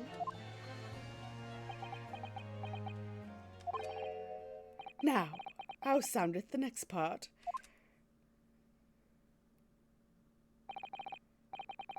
It's a tale told by an idiot full of sound and fury, signifying nothing.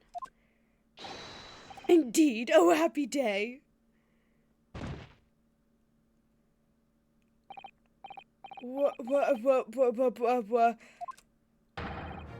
Walking Dead!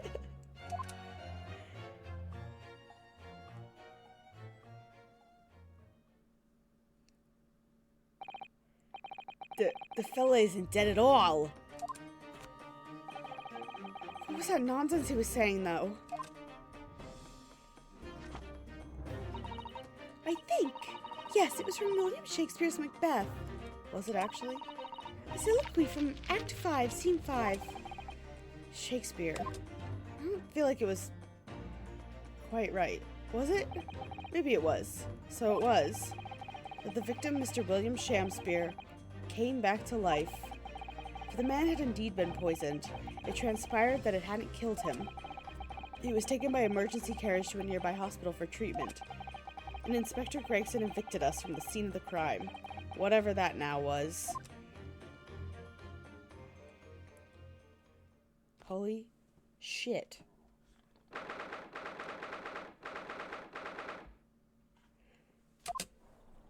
Who are you in the background? You creep? Whatever do you think will happen now? Good question. What a strange situation for Mr. Natsume. Arrested for murder, but then the victim comes back to life. I think perhaps the victim was never dead in the first place. It seems very likely that Mr. Shakespeare did consume poison, as we deduced. But it was an accident. Attempted suicide or attempted murder? Until the truth can be established, I imagine the police will keep Mr. Natsume in custody. I think the man in the background is the one that our victim was fighting with, like arguing with in the street in the last game. That was just like never resolved. I suppose so. Let's hope it doesn't come to anything more than a night in the cells. Oh, what's this? Yeah, who the fuck are you? What's this man doing over there? Looks like he's trying to see into Soseki-san's logics. Something wrong, Mr. Naruhodo? Excuse me, can we have a word? Ugh.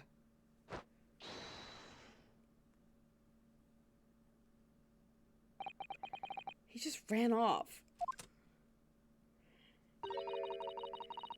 feel sure I've seen that man somewhere before. Where was it? I do too, but I don't remember. On this street, fighting with our victim. Well, we've done as much investigating here as we can, I think. Perhaps we ought to go to the prison and speak with Mr. Natsume again. A good idea. Okay. Let's go.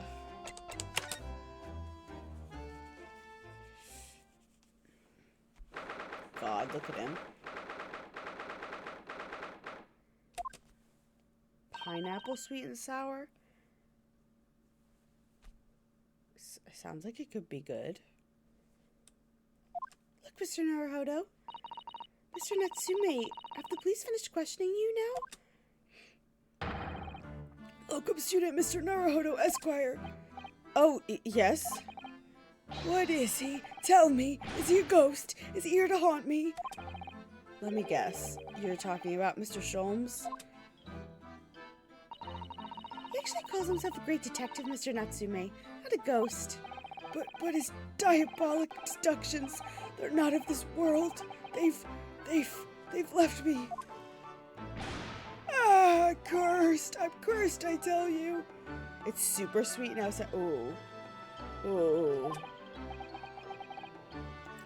Well, that sort of hurts. Credit where credit is due, Mr. Naruhodo. You were heavily involved in the deduction, too. Yes, moving on. We have some wonderful news. Oh? The victim that we all thought was dead has come back to life again. Now, in the absolutely worst case, you could only be tried for attempted murder. That's great, isn't it, Mr. Natsume? It's terrible! Oh! I'm stuck in this cell, suffering for some silly wrong end of the stick. You did it, didn't you? Confess, you're a killer. Why the mustache? Constant questions. I'm sorry to hear that. Oh, that selfish shyster. Make up your mind. Are you dead or alive? If you were going to come back to life, why bother dying? Wickedly wishy-washy William.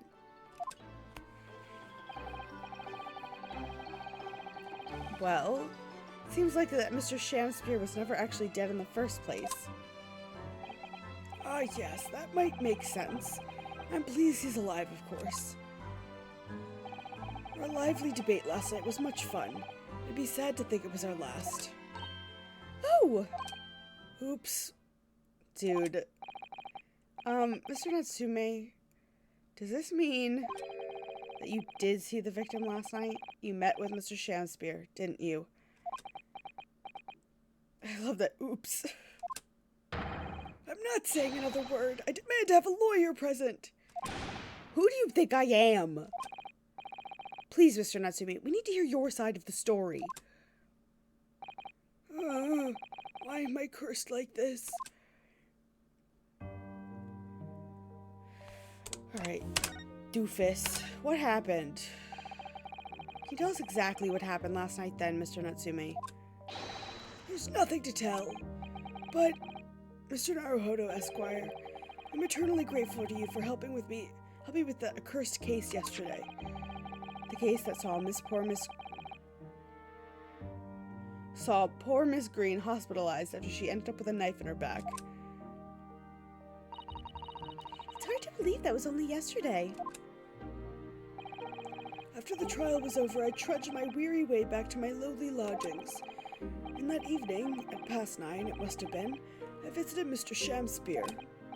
So you did go to the victim's room then?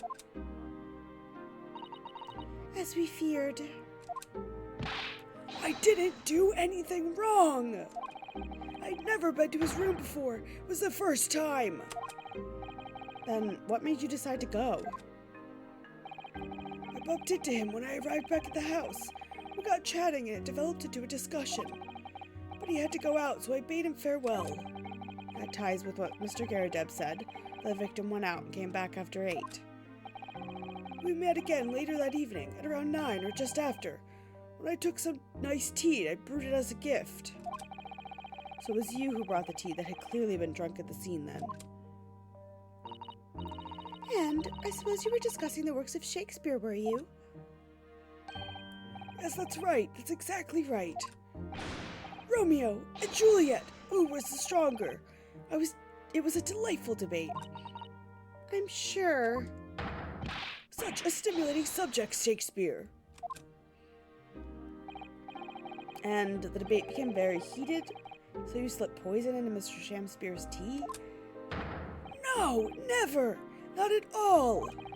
Team Juliet won. That was me. And when I left this room, the flamboyant fellow was fighting fit. I swear it, categorically. Okay. Cursed existence. A lot of the time in Chinese places around here give you a metric shit ton of sweet and sours because there's this cock-a-doo-doo. There's this really good Chinese place in EC, and they're so stingy with their sweet and sour. That is unfortunate. I'm very sorry, Nico.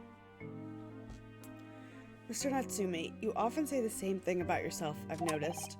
That you have a cursed existence. I'm sure I've mentioned this to you before, but I've been here in Great Britain for a year now, and in that time I've learned that it's no place for me.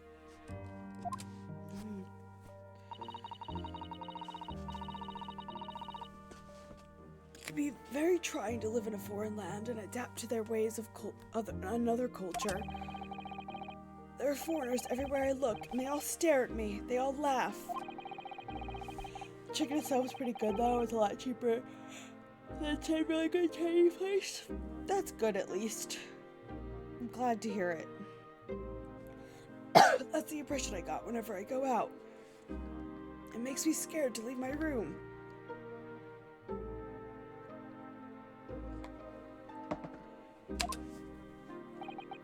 Which is why I've become a recluse. But even in my room, I find no respite from my fears. I've moved 3 more times than I can count. And then, 1 week ago, I moved into Briar Road. Why? I mean, why did you choose that place? It doesn't seem very comfortable. Because the rent is cheap. I have so little money, it spoke to me. The rent? Obviously, there's a reason why it's cheap. Because the room is cursed. Cursed? Cursed how? The previous occupant, the man who lived there before I took the room, died there. Oh no! He was only a young man, but one morning he was found dead and no one could explain why. Surely no one would want to live in a room with a history like that. I didn't. When the letting agent recommended the place, I wavered. But I want books, and books cost money. A horrible history is a small price to pay. Okay, that's a man speaking to my heart. When I realized it would mean I could buy more books, I signed the lease like lightning. Brave or blinkered? After I moved in, I soon came to realize what I'd done. I realized how horrible that room's history really was. Gosh, was it really so awful? Horrible histories. It's a fun show. How did the room's horrible history affect you, Mr. Natsume? What happened? At first, it was just a feeling. The feelings of beady eyes boring into my back, watching me. Do you think that might have just been your mind playing tricks on you?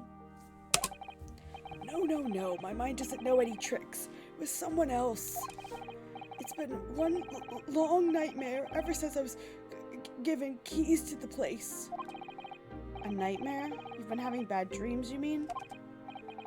All of the souls who died in that room lean over me in my sleep and try to strangle me. That really is horrible.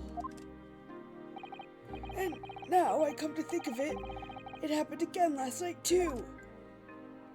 The very same night that Mr. Shasper was writhing in agony from the poison in his body. I was on the verge of being suffocated silently by those miserable spirits in my room. You simply must move out of that room as soon as possible. Yes, you're right. I know it. That's why I'm already searching for the next room with a history to call home. I think perhaps you should try to avoid accommodation with any kind of history at all. Otherwise, I'm scared that you yourself may become history. Whew. Susato-san knows how to make a man listen.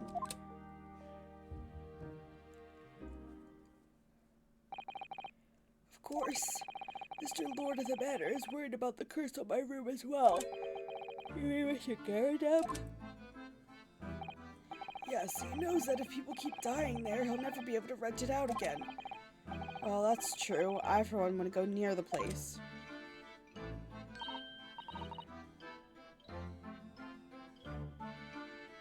Perhaps that may explain why the landlord pays so much attention to the gas lamps and his tenants' movements. Nico, you said shin ramen is so spicy you had to put rice in it.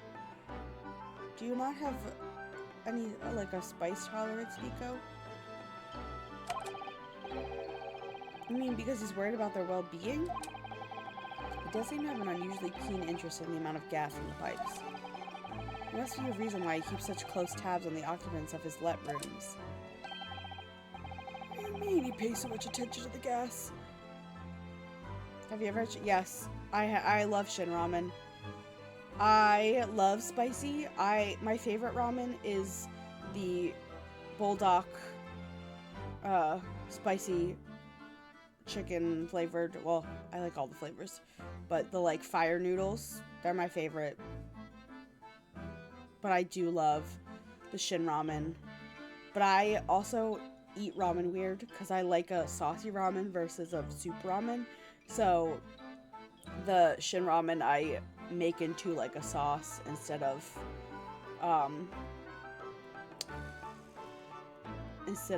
soup. Usually throw a pat of butter in with it. Melt it down. I don't know. I'm a weirdo, but it's good. What do you mean he pays so much attention to the gas? What do you mean he pays so much attention to the gas lamps? Oh dear, no, it's nothing to do with you, Mr. Natsume. Please forget I said anything. Oh, now you're talking about me behind my back as well. What's important is that Mr. Shamspear. What's important is... I just like to think I read this. I thought you did, Nico. That's why I was confused. I think that I have a good spice tolerance for a white person. That's like how I categorize myself. What's important is the fact that Mr. Shamspear isn't in fact dead at all. Once he's come around and he's able to tell us what happened, we'll be able to get you released. Yes, please. Oh, I do hope you're right. Excuse me. It's you. Inspector Gregson.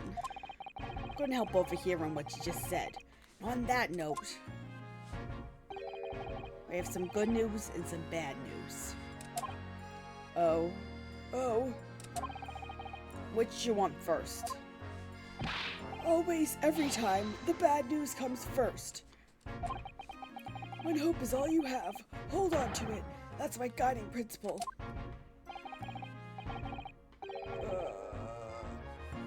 Well, in that case, the good news it is. Huh? Sorry, but it's just a lot easier to explain everything that way. Why did you ask me my preference? As you might have heard, the victim, Mr. Shamspear, was just unconscious. Came around now. Yes, we saw it happen in all its terrifying glory. Still being treated by the doctors, but we managed to get a written statement from him already. Oh, isn't that wonderful, Mr. Natsume? Oh, thank goodness. It's all over then. I can leave the somber cell. Sorry, no. That's not on the cards. What? Why ever not, Inspector? Mrs. Shamspear has implicated someone as being responsible for what happened last night. Implicated someone? Oh dear. You don't mean... I'm sorry to say I do, yes. He pointed the finger at you, Mr. Natsumi. Ah! By sweet poison did seeketh to end my life. That wickedest case-stiff, Saseki Natsumi. No! So I'm afraid you'll be appearing in court as plans. You'll be wanting to make the necessary preparations. No! Oh, buddy. I like to mix rice into the broth and to finish the noodles. Oh, yeah, I've seen people do that. I figured you like the soupy version. I'm just a weirdo. So Saki's gonna die from the stress. He absolutely is. So, once again, Sasaki-san found himself having to take the dock in the Old Bailey. Whether his room was haunted or whether he was just terribly unlucky, I knew I had no choice. You have the shamami that's in a cup and not a packet. The following day, I would represent him in court and do my utmost to break the curse that blighted him. To be continued? Thank you. If you are not good with spicy, Carly, my recommendation for making less spicy is to do it the saucy way, and you drain most of the water when you're done cooking it, throw in a chunk of butter and then the seasoning packet and mix it up, and if you want, melt some cheese on top because the dairy cuts the spicy. That's my recommendation. Or I think you could put mayo in it if you like the soupy version. I think if you put like Kewpie mayo in the broth, that's a thing. Or like you can like make it with milk instead of water, which I find strange, but it's a thing. I don't know.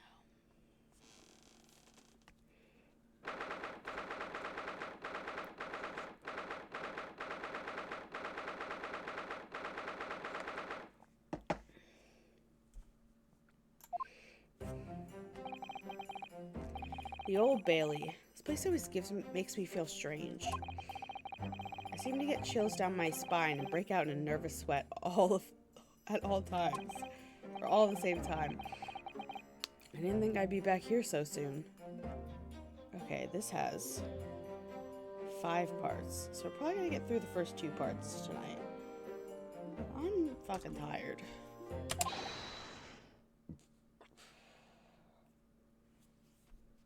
Could also add lemon or lime and soy sauce.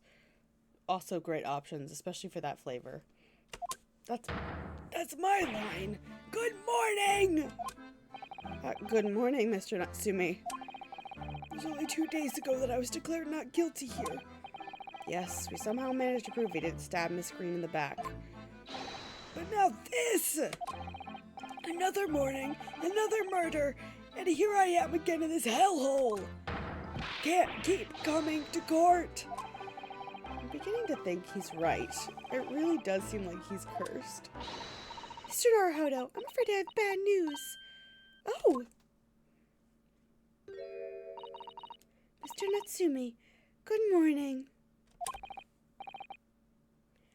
Yes, morning. So, here we are again. Yes, again. Susanna's like, I will not say this in front of him. Judicial Assistant Miss Mikitopa Esquires, what's the bad news? Oh dear, you heard, didn't you? You know what cup ramen you can't handle? The spicy Maruchan chicken ramen? I don't know if I've ever had it. I would like to try it, but... You came in shouting at the top of your voice. People can't help hearing what you say. The devil was in that cup. Oh, I'm sorry. You've done nothing wrong, Miss Susato. Now, what is it? Well, it seems that the prosecution in today's trial will be led by Lord Baron Van Zeeks. Barock Van Zeeks. Van Zeeks? Oh no, no, no, no. Him again. The so-called Reaper of the Bailey, the most legendary prosecutor in the land. In the trial 2 days ago, he pursued Soseki-san and I relentlessly. Of course, by the skin of our teeth. We managed to pull through, but still.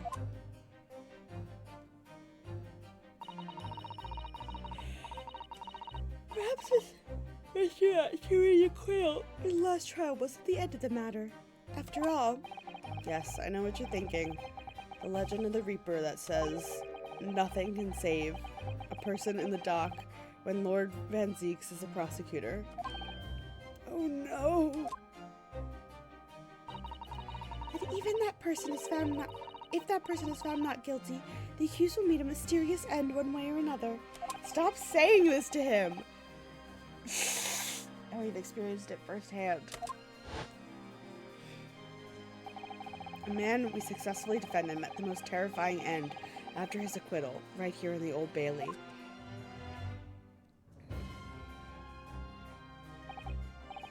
Do I have to put up with those ice-cold eyes boring into my soul again?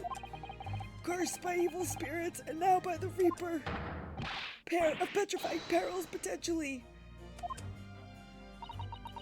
Well, if it's potentially, at least you appear to have hope, Mr. Natsume. My locum student, Mr. Naruhodo Esquire. Yes? I'm innocent! You have to believe me! You, more than anyone, know. Now. Don't worry. I'll be your steadfast ally every step of the way in this battle. I promise.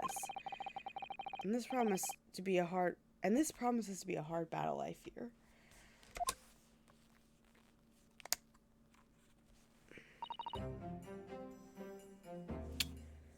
Well, the trial is scheduled to begin shortly. We should move into the courtroom. let's go. Oh yes, I forgot to say. I'm afraid he won't be able to make it. Mr. Sholmes, I mean. That's fine. That's probably for the best. Oh, If he were here, I might be tempted to rely on his help. And that could be seen as a weakness. If Lord Van Zeeks were to notice, he'd prey on it mercilessly. At least, that's my gut feeling. Mr. Naruhodo. You're right. Yes, you're so right. Oh, well said, locum student, Mr. Naruhodo Esquire. Well said. I swear on the sword at my side, on the spirit of Kazuma that it harbors. I'll show him what a Japanese lawyer can do. I'll set you free with honor. Oh yes. Kazuma.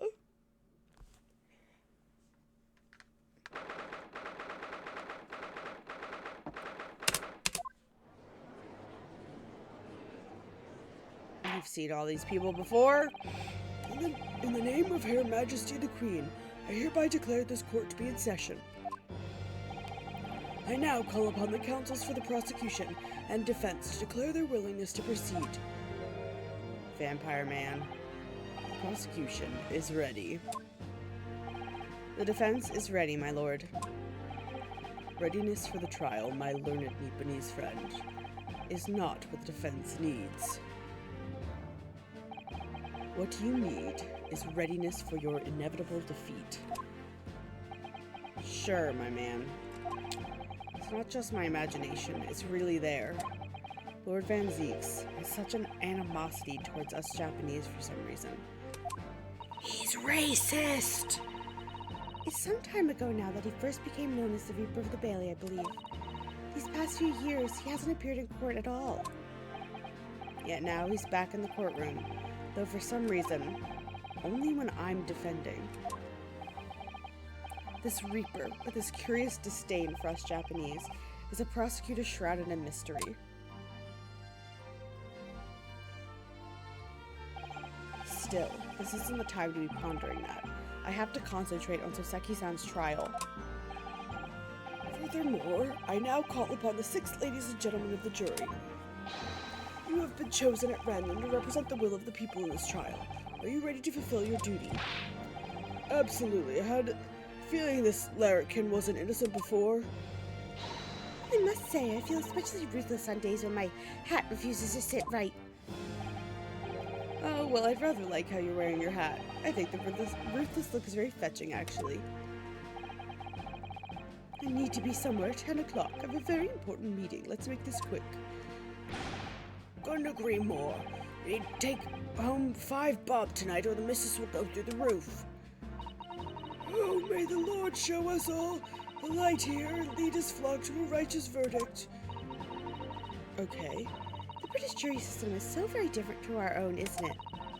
It's quite extraordinary to think that the power of judgment is in the hands of 6 members of the public, and that the judge can only pass sentence when all jurors are in agreement about the defendant's guilt. 6 citizens of London chosen at random, or at least that's the idea. Prosecution would like to draw attention to the fact that the accused was on trial here but 2 days ago. Accordingly, where possible, the same jurors have been asked to return for duty today.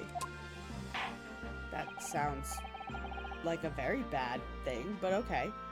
Very well, let us commence the trial. Lord Van Zeeks, your opening statement, please. Ladies and gentlemen of the jury, it is not the intent of the prosecution to cast doubt over your past decision. However, the innocent verdict afforded to this eccentric Japanese before has had dire consequences. Did the accused repent for his wrongdoing in that affair? Far from it. Instead, he used his freedom to perpetrate a most blood-curdling crime, namely, that of the attempted murder of his neighboring lodger, an innocent Englishman. To explain the circumstances of the crime, the prosecution calls its first witness to the stand. Alright, bud. The detective responsible for investigating the scene and the accused himself. Okay. That's 2 witnesses. Witnesses, state your name and occupations, please. Yes, sir. Tobias Gregson, Detective Inspector at Scotland Yard's Homicide Division.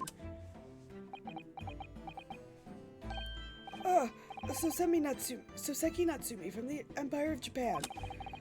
Hi, Cody. My government ordered me to come here as a student to study your language and culture. Mr. Natsumi. Wow. Yes, my lord, sir. Oh my god, the voices. This is not good. I'm quite sure I'm not mistaken. But you swore an oath never to set foot in my courtroom again. I remember it as if it were yesterday. The day before, in fact, my lord. But close enough.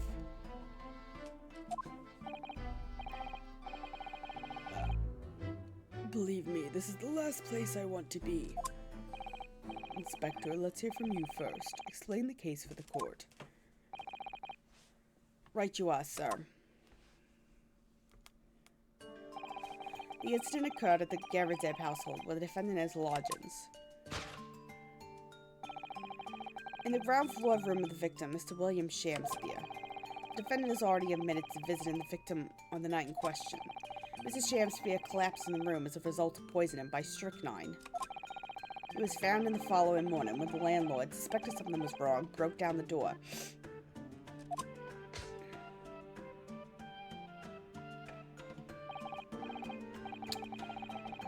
This means, I presume, that the door to the victim's room was locked at the time of the incident. Correct, my lord. It was locked from the inside, making entry or exit from the room impossible. Although the victim, Mrs. Shamspeare, lives to tell the tale, very nearly didn't. The man was halfway to heaven when we found him first found him. I was the first officer in the scene, my lord. Now, I have a photographic print here I took at the time to show how it looked. Yes, a chilling scene indeed. The man looks very much deceased. That's right. Everyone present believed that's exactly what he was. What is the puddle underneath of the gas box? Very well, I shall accept this photographic print as evidence for the court. Crime scene photo. Now then, Mr. Natsumi. Yes. Him and the judge just have the same voice. I can't. Yes! As the defendant, do you have anything to say at this juncture? They're haunted by evil spirits. Good gracious, what's haunted? My lodgings! There's been a whole series of strange things happening in my lodgings. The tenant before me died in mysterious circumstances. A woman was stabbed by no one on the street outside. My neighbor was poisoned. And me! What about me? I've nearly been killed countless times. Killed, Mr. Natsumi? How? Even on that fateful night it happened, when I returned from Mr. Shakespeare's room. I lit my gas stove and climbed into bed, but before long, the stove went out, and somebody tried to kill me. Must always extinguish all fires before retiring for the night, Mr. Natsumi. But it's so cold, my runny nose would freeze. The point is, I didn't poison my neighbor. Oh, why am I being accused of this? Why is my existence so cursed? Thank you, witnesses. I believe I have a reasonably clear picture of events. If I could raise one more point, my lord. One more conclusive point. Conclusive? Go on. Fortunately, the victim, Mr. Shakespeare, has regained consciousness after his ordeal, and he has named the true culprit. Poison consumed by the victim was administered in the cup of tea that he drank on the night in question. Tea, my lord, that was brought to the case room by the accused. The accused? Good grief.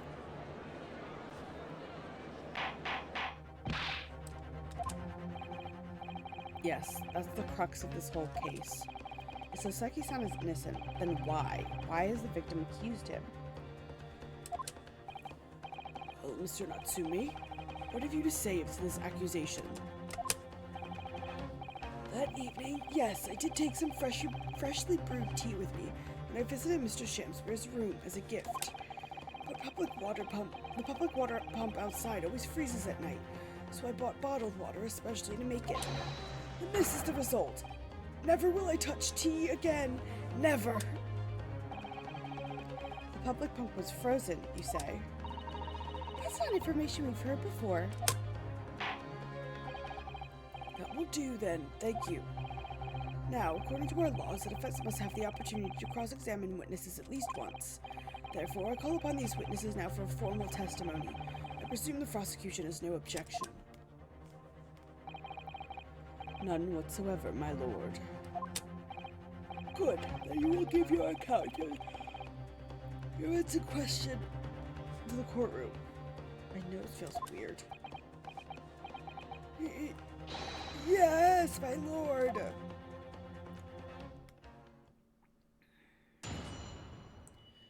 Okay.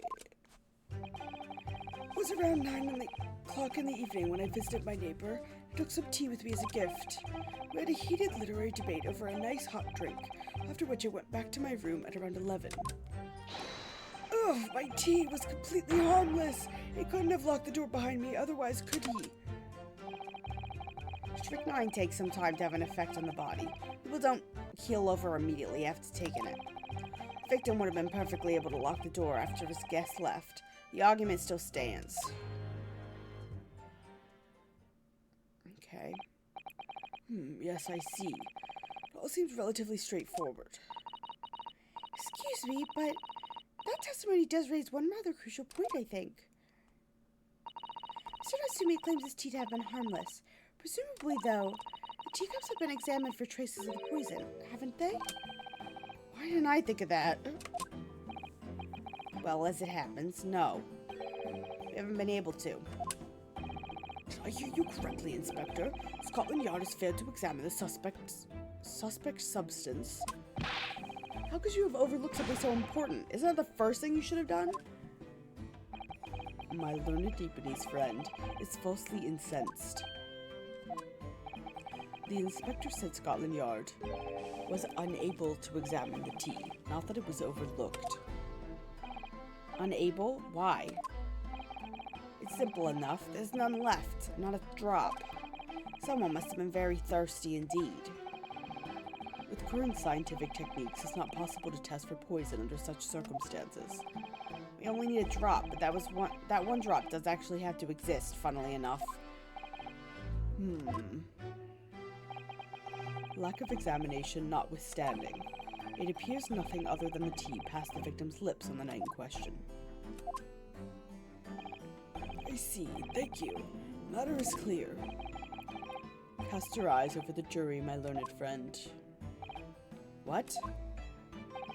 You can see it in their faces, I'm sure. The recognition of the accused's guilt. Your client's fate is all but sealed. In mere moments from now, you will lose, and your compatriot will be dead for all eternity. Yeah, sure, dude. He's right. I can feel all 6 of the jurors looking daggers at me. But I can't let them beat me down. I won't. Counsel for the defense, proceed with your cross-examination. Yes, my lord. Alright. I need to look at the court record, because I don't even know what I have at this point.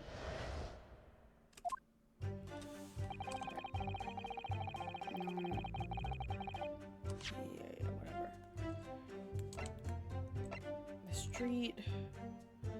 Bar of soap.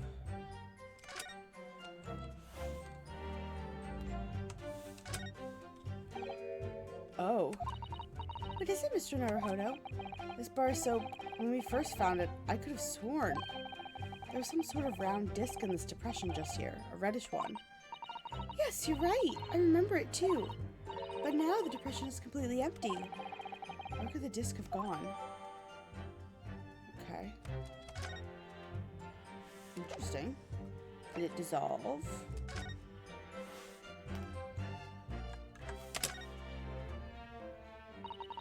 This is the teacup from which Mr. Natsume was drinking. Yes, unlike the other one, the inside of the cup is completely clean. I suppose he must have drunk the contents before the tea had a chance to leave a mark. I always gulp it down too. Sorry, Mr. Naruhodo? Well, if you just sip it little by little, it goes cold. Clearly I shall have to instruct you in the proper way of taking tea. Okay.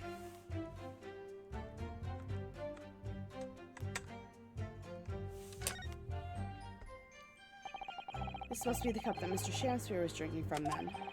It's stained on the inside. Tea does that, I'm afraid. Even green tea. Oh, really? I've never noticed before. You've never noticed?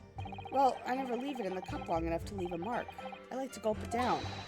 Drink tea while it's hot. That's the Japanese way, isn't it? Oh dear. So many people seem to have the wrong idea about our culture, and most of them are Japanese. Alright. I don't think there's anything else to look at here. Would like to examine this. Oh.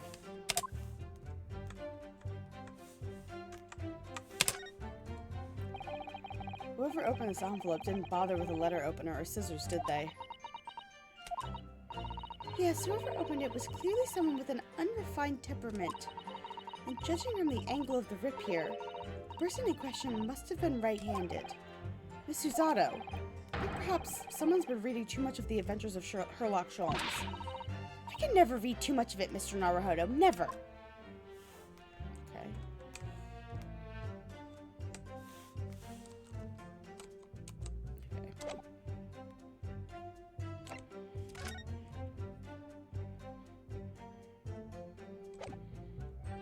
Okay.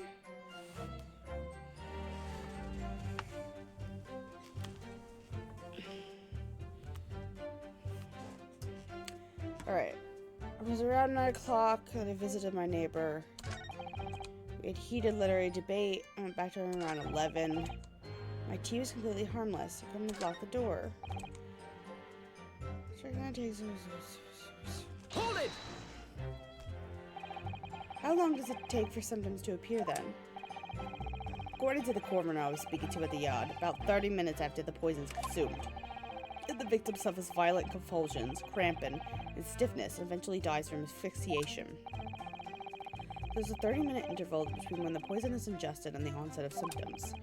There seem to be a lot of different types of poison in the world, that's for sure. Oh dear, death by poisoning again. It's always so awful. 30 minutes is a long time. Certainly long enough for the victim to have locked the door behind the accused after he left. You can't deny that. It further degrades Soseki-san's alibi. I have the medical report from the doctor who examined the victim here, my lord. Spells it out, really. Accused is the only person who could have done it. I don't know about that. Very well, the court will add this report to the court record as evidence. Okay. Oh yes, I see it here. Delayed onset of symptoms. I'm gonna read it. Give it to me. Cause of coma. Ingestion of a small quantity of strychnine. Toxic effects present 30 minutes after ingestion. High likelihood of substance having been mixed with the tea the victim was drinking. No sample could be obtained for testing. Poisoning incident occurred around 1:30 a.m. Assessed from the victim's pocket watch. It appears to have broken when the man collapsed after this delayed onset of symptoms. How convenient. Every time in this game, the clock breaks. Tell us exactly when they died. No container for poison was found at the scene. Great. Okay. We were perfectly able to lock the door after his guest left. The argument still stands.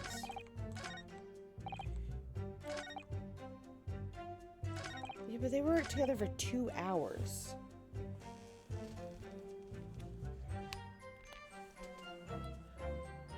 They were together for 2 hours.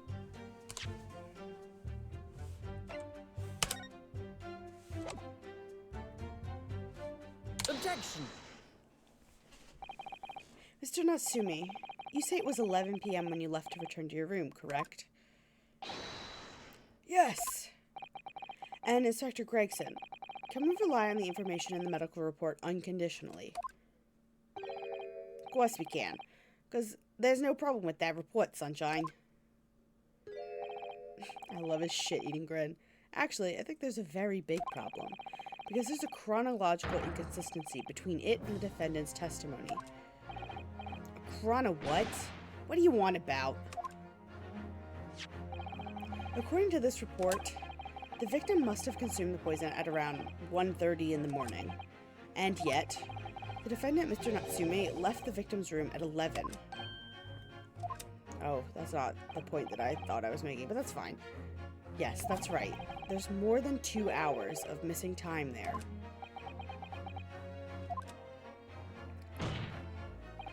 In other words, if there was poison in the tea that Mr. Natsumi brought to the victim's room, how could the victim have fallen ill to it 2.5 full hours after the defendant left? The defense argument is entirely reasonable. How do you respond, Lord Van Zeeks? With a fucking nasty glass and some wine. He responds like an asshole. I think Suseki's more shocked than upset. Pray forgive the discourtesy if my mind has wandered. I was considering what cuisine would be best complement the contents of my hallowed chalice this luncheon. Can you shut the fuck up? I hate this man. How could it have happened, you ask? I do hate to shatter illusions, but my Nipponese friend appears to be chasing a phantom idea. A phantom? Is it so hard to imagine the victim drank his tea after the accused had left? He's drinking bone-dry tea or bone-cold tea. 2 hours? Would really be 4 hours after it was brought to him? Who does that? For example, at the time stated in the medical report. Yes, at around 1:30. Objection! Mr. Natsumi brought the tea with him and drank together with his neighbor. And in Japan, there is a well-known saying, drink tea while it's hot. Objection! In my country, there is an even more apt saying, There is nothing more refreshing than cold tea. I don't know about that. The point is, there was such a long gap. There may be other ways to explain how the victim came to be poisoned. Other possibilities. What sort of possibilities, Counsel? Well, for example, the man could have had another visitor. Another visitor? That's a very bold assertion, my learned friend, from someone who has nothing to substantiate it. Or the victim could have taken the poison of his own volition. You suggest this may have been a suicide, Counsel? Objection! Mr. Shamspeare has categorically denied suicide. The idea can and must be discounted. Objection! Is he from London? Who? Which person? But he could be lying.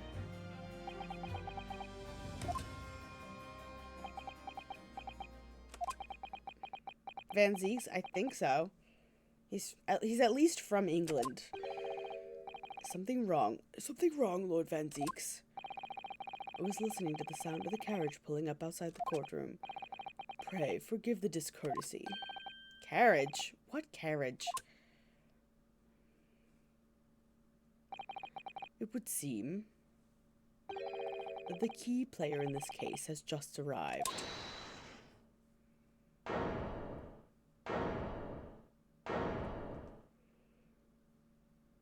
Okay. Out, brief candle. Life's but a walking shadow.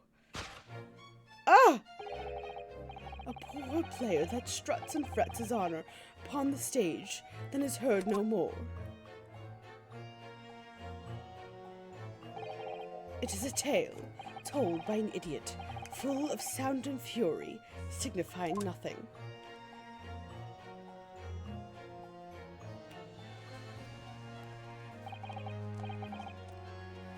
Who, sir, are you?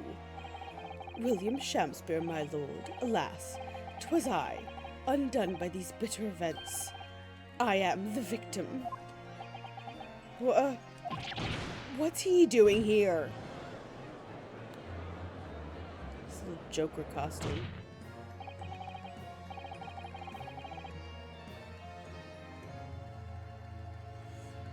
Prosecution seeks to grant this gentleman to the stand, call this gentleman to the stand.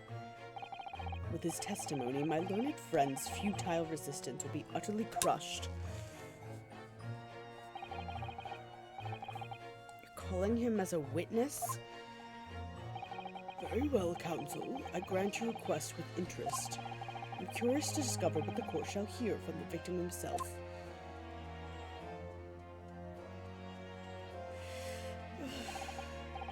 Happy I am, Shamspeare, to regale thee with my tale of woe, my lord. But I still have my own tale to tell, my own tale of worse woes. I can regale the court with a tale of my perfect innocence and perfect English. I can't. That will do, Mr. Natsumi. Let the court now hear from the victim. Oh my god, that face. And it's you. Alright, so that's Mr. Shamspeare. But who's that other man beside him? Guess if I die from the spice, the mystery muncher will not get me. Oh, Carly. Yes, I think I feel sure that we've caught a glimpse of this man before. State your name and occupations for the court, please, witnesses. A writer of words so sweet they do scent the breeze, an inventor of ideas so profound they compose the earth. The unrivaled poet, the unmatched scribe, William Shakespeare. Were the great bard to be recalled to life anew, lo, what a magnificent man! Good fellows, I am he who ponders such a miracle, William Shamspeare. Oh, the name's Meter Man. Adron B. Meter Man. Is this a play on words? Adron B. Meter Man. I don't know. I work for the Altman Gas Company. Oh, he's a meter man. He checks the meters. East End branch office. Ah, I remember now. It was yesterday on Briar Road. Oh yes, she's right, it's him. Oh, what's this? Yeah. What's a man doing over there? It looks like he's trying to look at his Sosaki's lodgings. Yeah, we just saw this. Thank you. I don't need to see this again. Yes, we spotted him outside Mr. Garadeb's house that morning. And he's a gas company employee? What does he have to do with this case? So, Mr. William Shakespeare, you were the victim in this miserable affair, correct? Oh heaven, oh hell, do you command me to remember? That sweet poison that didst cross me and cross mine innocent lips. I subpoenaed him for the trial, with his doctor's permission, naturally. Hearing the testimony of the aggrieved will remove any room for doubt from the jurors' minds, I'm sure.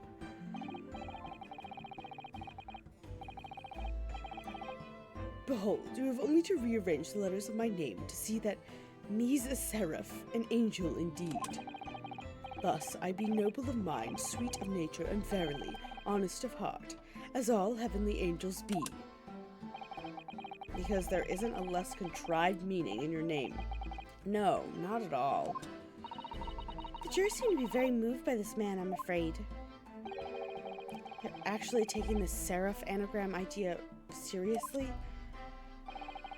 Thank you, witness, for your illuminating introductions. My lord, what's the man next to Mr. Shakespeare doing here? The gas man, I mean. What, me? Well, now. Allow me to enlighten my learned friend. You recall, I presume, your earlier impertinence, when you suggested that the victim had another visitor to his room on the night in question, and moreover that the victim is a compulsive liar.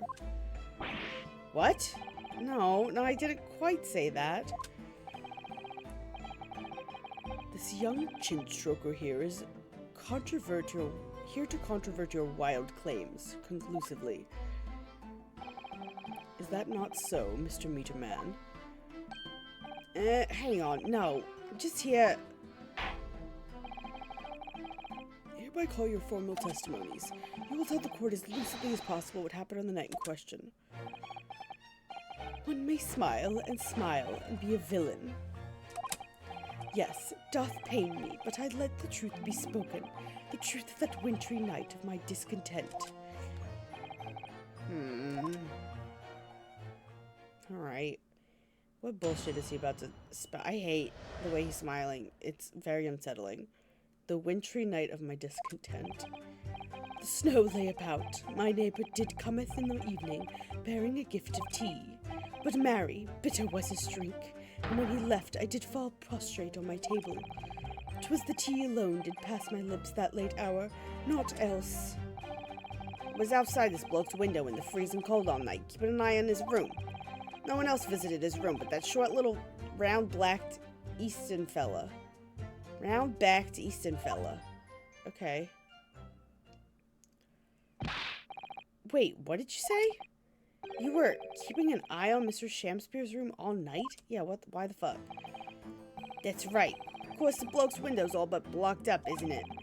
But there's a little gap in the bricks where you can see into the room. So I spent the night trying to keep my teeth from chattering as I peered in through that. Question is, sir, why? Well now, that's because he's on my list. What a piece of work is a man. Wherefore wouldst thou not stare in wonderment? What are you talking about? This buzzing busybody hath not part in this play. I pray thee, pay him no heed. Make no more ado about his tedious words. What'd you say about me?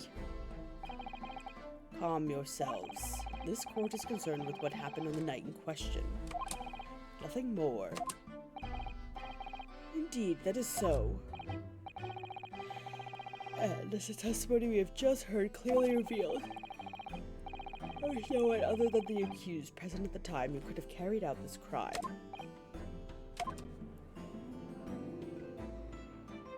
That's not a good sign. Well, I do believe this may be the final testimony of the trial. Now, counsel, the defense may proceed with the cross-examination.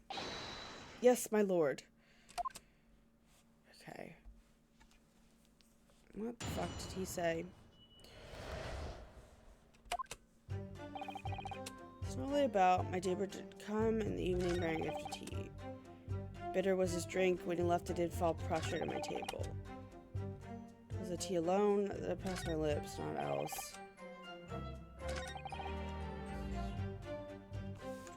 I don't know. I'm just gonna... No. Hold it!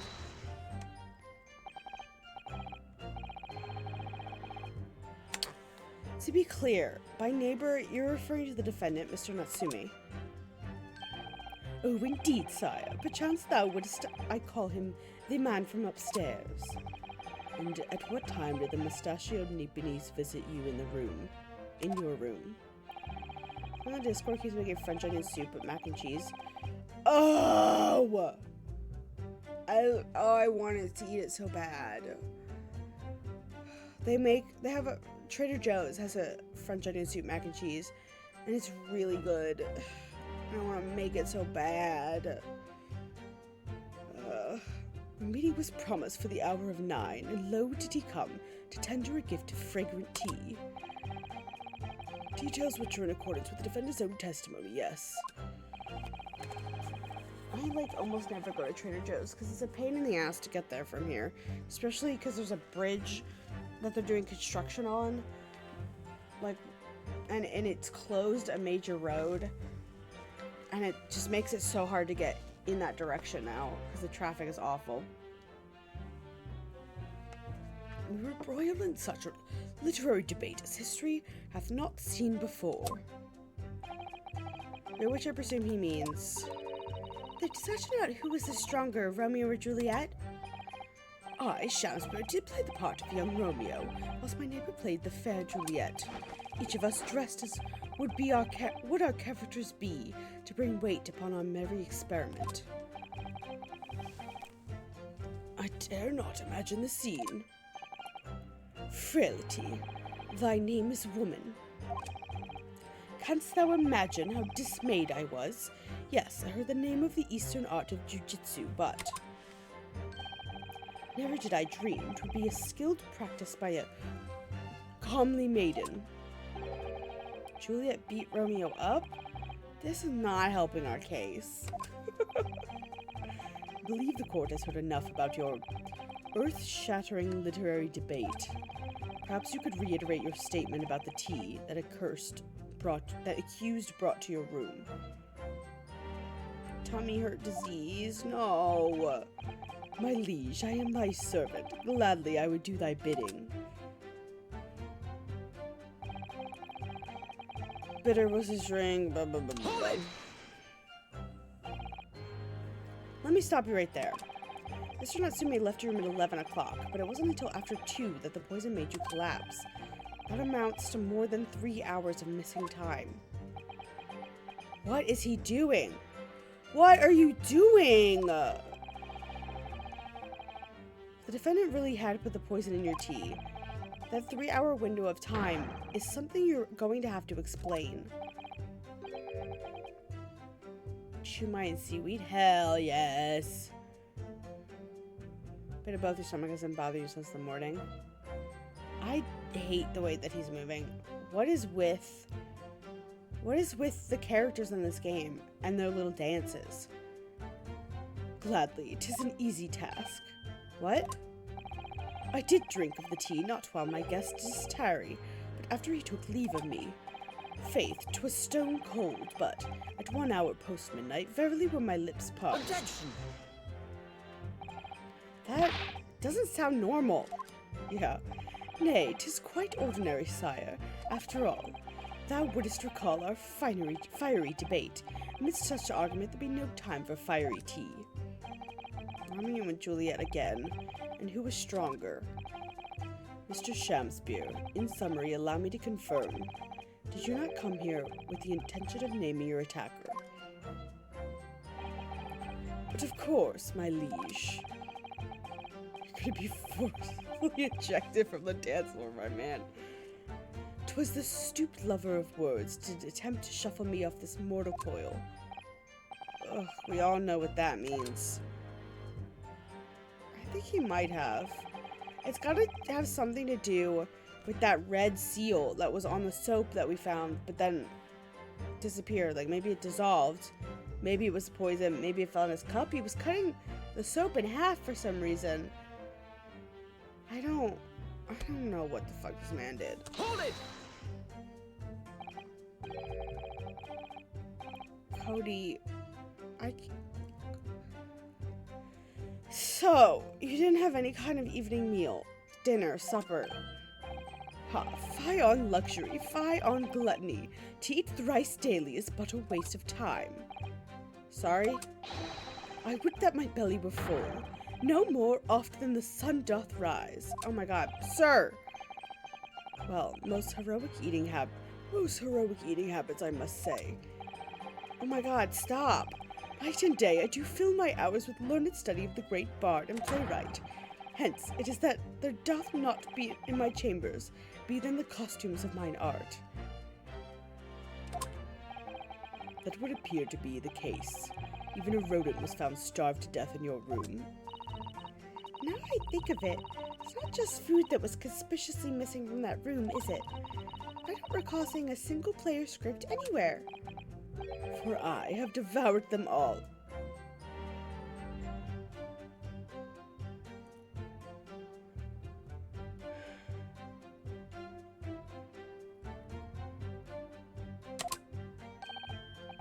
You've eaten them?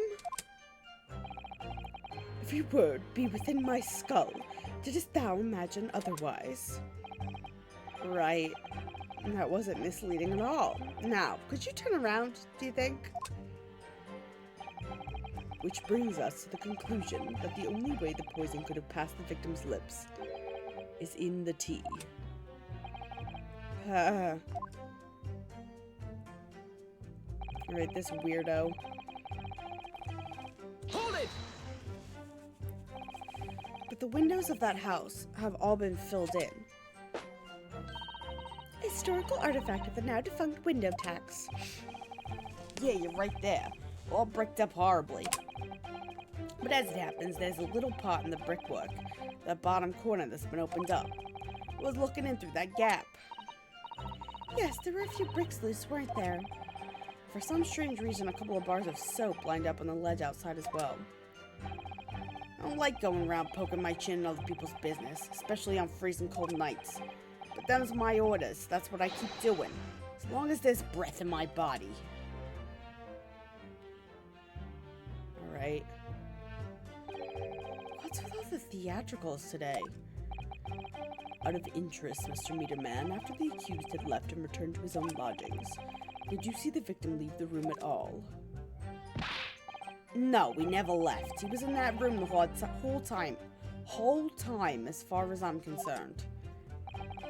And we can therefore discount the possibility of suicide. How can you be sure of that? The police carried out a thorough investigation of the scene and found no receptacle for the poison. It's the soap! So we know the victim didn't leave his room and hence didn't dispose of the poison's container himself. It's clear that this was no attempted suicide. Only the culprit could have removed the receptacle. Lucidly explained, counsel. Thank you. Didn't we eat paper earlier in this game or something? I think somebody did. I think you're right, Carly. Somebody definitely ate paper at some point in one of these games. It really was. You can't argue with that logic.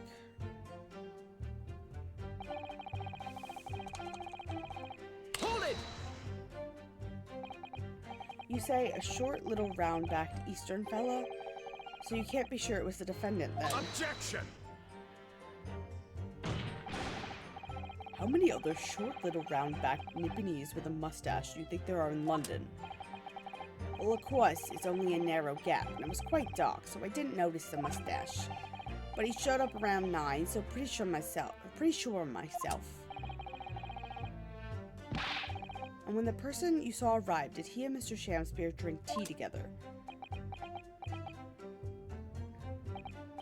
Nah, sorry, I couldn't say. Why not? Because I couldn't see into the room all that well, could I? But what I did see was the silhouette of that little round-back fellow wearing a pretty dress. And the pair of them started off some kind of wrestling match. I tell you, I don't know what to make of it. I suppose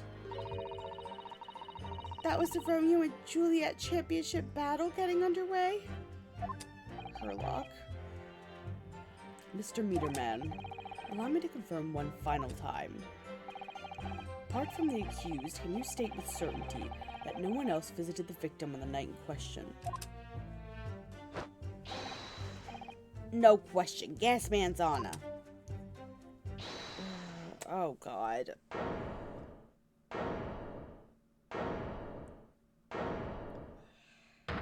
Oh, what? My lord! Goodness me. Yes, Mr. Foreman. I've kept my mouth shut and listened up to now. But this has gone on long enough. Are you all with me? Oh, motherfucker. We'd understand that you ladies and gentlemen of the jury are in agreement with one another. That you've reached a unanimous decision. Too right we have. Are you all with me? Wait, no! The defense is in the middle of a cross-examination! To be honest, I was holding out a bit of hope for you, young man. Especially after you identified those few hours that followed the accused leaving the victim's room. Yes, the 3 missing hours, as you put it. But in the end, what difference do they make? None, as far as I could see. Since that is now apparent, there's really no reason to delay our decision any longer. Like I was saying before, if I don't take 5 bob home with me tonight, the missus will blow a top. What's that? Sorry, I didn't quite catch what you said. What if there's sugar in the soap and that one was poison, or he's building some poison endurance? Could be. Oh well, that's what I always say. The jury, would you state your Leadings to the defendant's culpability. Guilty! Yuck. Guilty. Guilty. Guilty. Guilty. Guilty.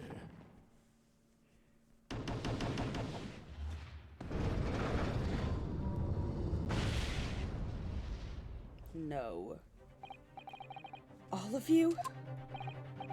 Well, it would appear that the jury's indeed unanimous.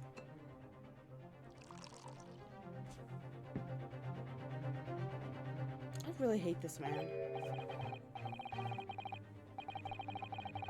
So that at this time, at least, it seems justice will be done. All's well that ends well, as they say. This calls for a toast, I feel. You already know what we're gonna do, dude. The guilty being punished. Ugh.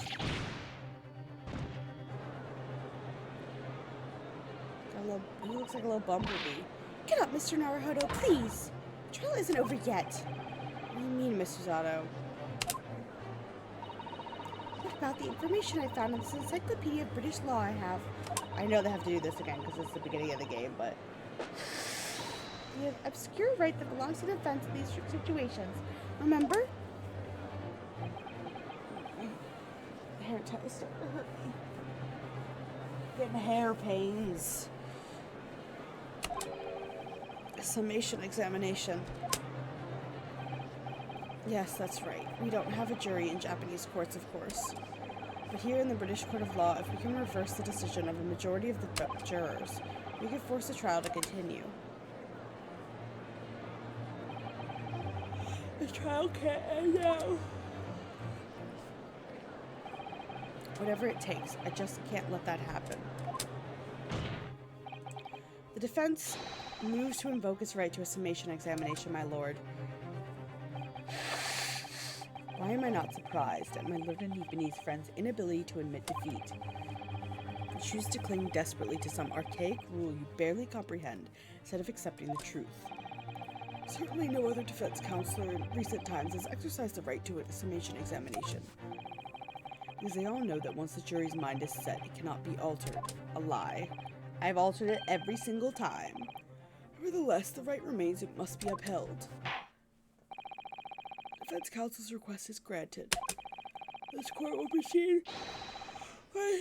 Examination is outlined in the blah blah blah blah blah. Thank you, my lord. Are you and your fellows prepared, Mr. Foreman? Believe me, my lord, we know all about this young lad's tenacity. We're ready for it. Very well. In that case, ladies and gentlemen of the jury, hereby call upon each of you to state your grounds on which you find the defendant guilty of the crime which he stands accused. Okay.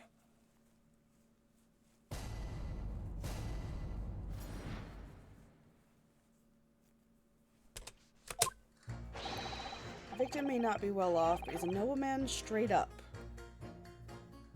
Nobleman and straight up. There's no reason to doubt the man. Okay. Well, I do declare the good gentleman has no reason to lie. In fact, I think he's rather splendid. Just look at the accused by comparison. He's Japanese, stoops all the while, has a mustache, very fishy. Racist. There's no evidence to suggest the Gangling actor is a fraudman. For now, at least. I really don't care, just need this trial to end quickly. 3 hours of missing time is nothing when you reach my age, you know. Nothing at all. Okay.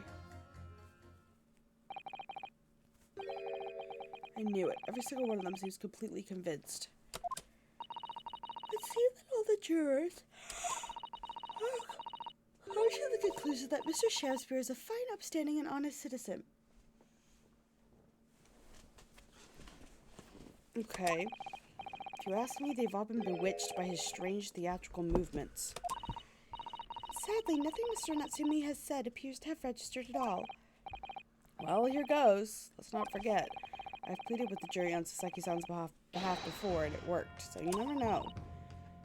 Before we begin, it might be an idea for me to remind you exactly... Okay, I know how they work. I don't need it. Thank you. Oh, no, fuck. Okay, we're just gonna...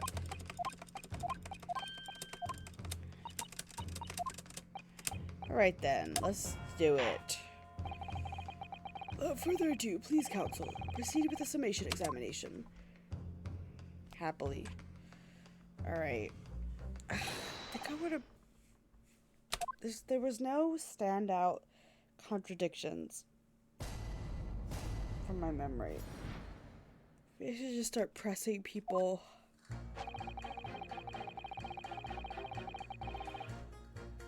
Why do you think that? Hold it! Well, there are plenty of people in London who seem noble but poor. Couldn't some of them also be liars? No doubt about it. Like that shaky client of yours, for example. Absolutely not. Mr. Natsumi is no liar. Look, the point is, the only thing that passed the victim's lips that night was the Japanese man's tea. When you take the gas man's testimony to count as well, the truth couldn't be any clearer. Well, that's alarmingly logical. But let me be frank here. I'm a gentleman with a gentleman's values. If it turns out the old Shakespearean chum is a rotten liar after all, I'd gladly change my decision about the defendant. And I'm sure my fellow gentlemen of the jury would do the same. Isn't that right? Well, yes, perhaps, though I don't see it happening. What's that? Elderly gent on the end here, you know. You'll have to speak up. Look, I really don't care about this nonsense. I just need the trial to be over. How many gentlemen do we actually have on the jury, then? Okay. Right, may hold you to that. Don't forget what you said. Okay. If you could show me the victim's a liar, I'll reconsider my position. Okay. No reason to lie. In fact, I think he's splendid. Okay. Just look at the accused by comparison. Okay. I don't care about the accused. There's no evidence to suggest the actor is a fraudman for now. What do you mean for now? Fraudman? What do you mean by that, madam?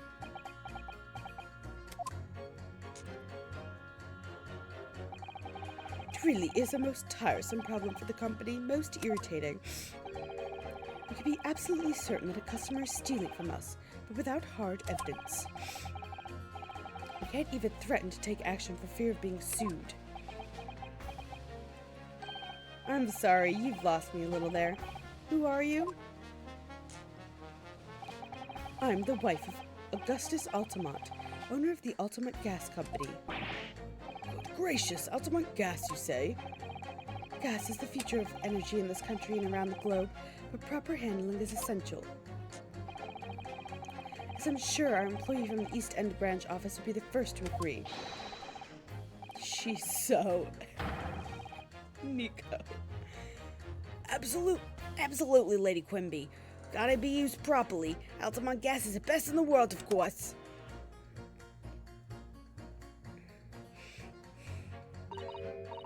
I think we may have solved the mystery of the bow from earlier, Mr. Naruhodo. Right, he bowed in deference to his employer's wife, did he?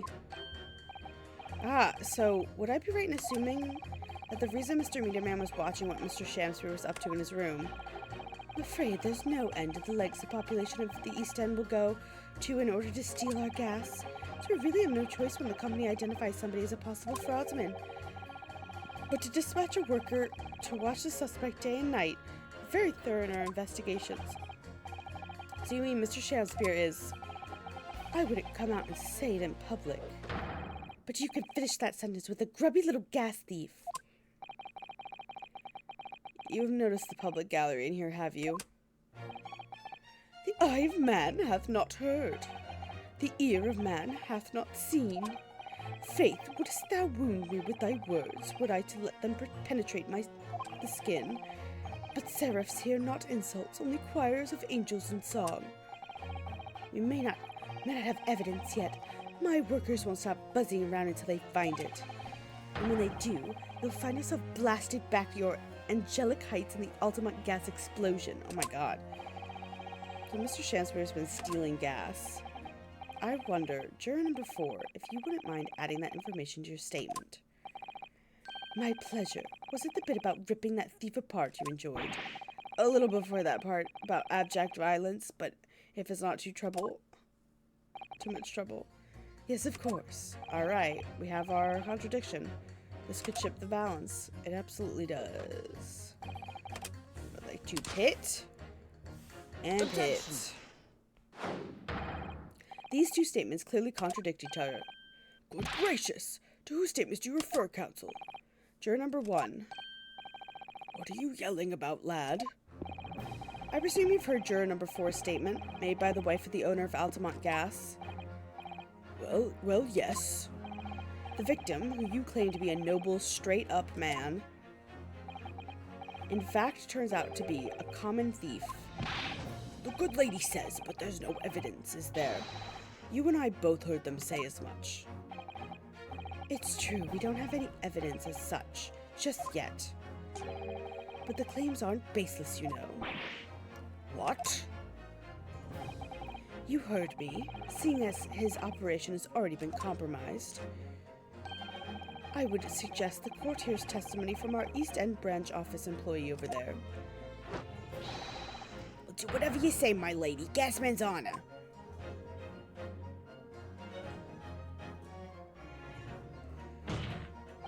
Juror number 1, you say you're a man of your word. If I could show that Mr. Shamspeare was a liar, you assured me that you would reconsider your decision about the defendant's guilt. I think they're both, like, juror man and juror number 4 have, like, a B motif going on. I did say that. As a man of my honor, I'll hold to it. So I'm sure the other gentlemen of the jury will. Me? Oh, well, yes. Now that we've found out the man's a liar, perhaps we ought to consider the matter further. Well, if I'm perfectly honest, I haven't heard half of what you've all been saying. So if this means you'll recap a few points, that would suit me down to the ground. I'm not having any part of this. I want this trial over and done with. In that case, I shall change my leaning. So, Mr. William Shamspeare, if that is your real name. I imagine it's not. We, the jury, demand to know exactly what kind of a man you really are.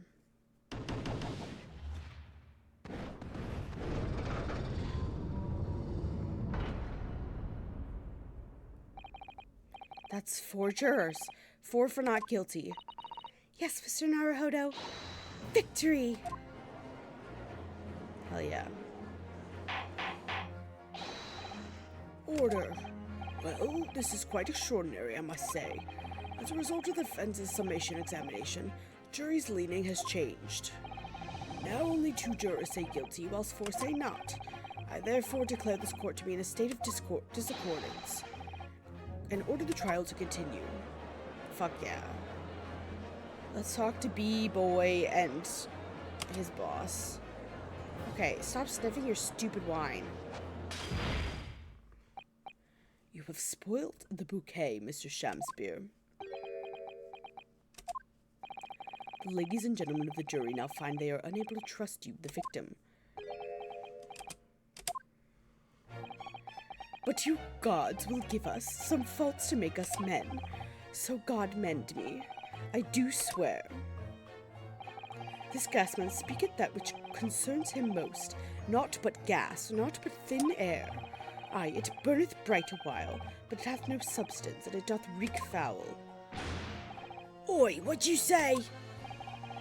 Also, it would not reek of foul because we add artificial smell to gas because of explosions. Anyway, I take it, Mr. Shamspear, that you deny the allegations of gas thievery.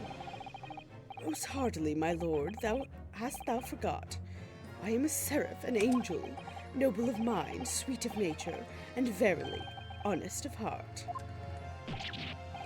You flowery mouth, pompous beanpole, just 'cause I haven't got the evidence yet. Mr. Shamspear, if, in fact, you are not noble of mind, sweet of nature, or honest of heart, if you are a liar, then your testimony should have no sway in this courtroom. It is my considered opinion that at the present time no other possible culprit of this crime has been identified. All testimony heard by the court so far heavily implicates the defendant. In short, it would not be unreasonable at this stage for me to rule on the case. Oh no! However, in light of the fact that the jury has expressed concern about the fidelity of this witness, I believe it would be inappropriate for this court to not pursue the point further. Objection! I assure you, my lord, that would be a waste of the court's time. The gas in this case are unrelated. Juror number 4. Yes? Didn't you say before that although you had no hard evidence to prove the man has been stealing gas, you have strong grounds for suspecting him? That's right, we do. Don't we, worker?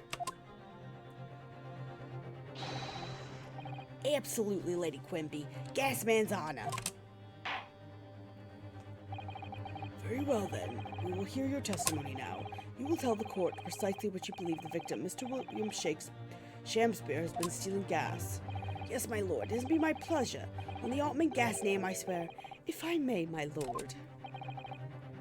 Go ahead, madam. What is she doing? This worker's testimony may have a significant bearing on the good name of my husband's company. Therefore, I should like to take the stand alongside him in a supervisory role, if you wouldn't mind. Woohoo! Oh yeah, sweet as honey. Yeah. All right. Very well. As an exception, I shall honor your request. Thank you, my lord. You wait till the boss gives you an earful. Oh, it's gonna sting. You mark my words. So, you will both testify before the court on the subject of the illegal consumption of the Altman Gas Company's fuel. Yes. Is that clear, my good man? Clear as Altman gas, my lady. Which is the clearest in the world. Okay, the bowing is enough. Just do your little testimony. Do you think the gas has gone to his head, Mr. Zato? I think the man is just a very dedicated employee, Mr. Naruhodo.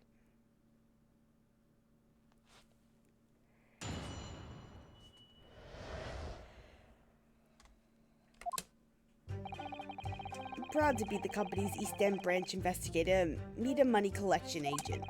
All my gas meters accepted thrupenny bits, each coin given customers about 2 hours of gorgeous gas. And yet, the meter of Mr. Shakespeare's room didn't have a single coin in it. The meter doesn't appear to have been tampered with, though, and the collection agent has the only key. Somehow, he's using all the flaming gas he wants without paying a penny. That's not thieving, what is it? Is he using the soap to make molds, impressions of the coin, and then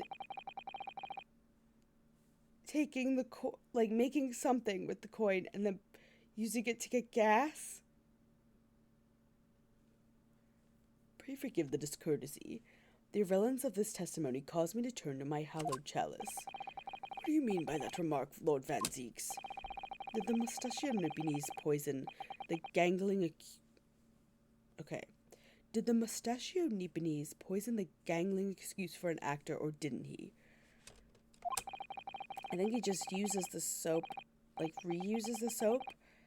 And I imagine the bars of soap that were on the ledge, maybe they're out to harden? Through whatever's in them I don't know. This is just a theory. A game theory. That is all that should concern this court. And yet now we must listen to this abhorrence. Clearly, what separates the vast British Empire and your Eastern Island nation is more than geographical distance. Shut the fuck up. I hate him. But this could turn out to be crucial testimony. The cross-examination must go ahead. Yeah, what power do you have to stop this, asshole? Do what you will. Lord Van Zeeks appears to be in a violent mood. Yeah, he does. An attempted poisoning and an incident of the gas theft with no supporting evidence.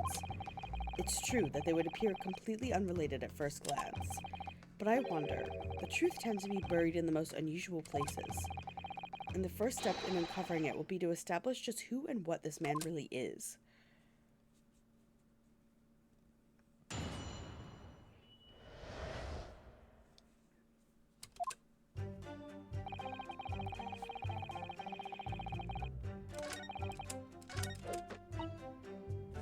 Hold it! Out of interest, how long has this been going on? Weeks and weeks. He's been pinching gas off us for ages. And you've examined the meter in Mr. Shakespeare's room, I take it. Naturally, we took it off the wall and went over it with a fine-toothed comb. And found nothing suspicious at all, I presume. No, I'm afraid we didn't. Which is exactly why I demanded a new type. Wait a minute.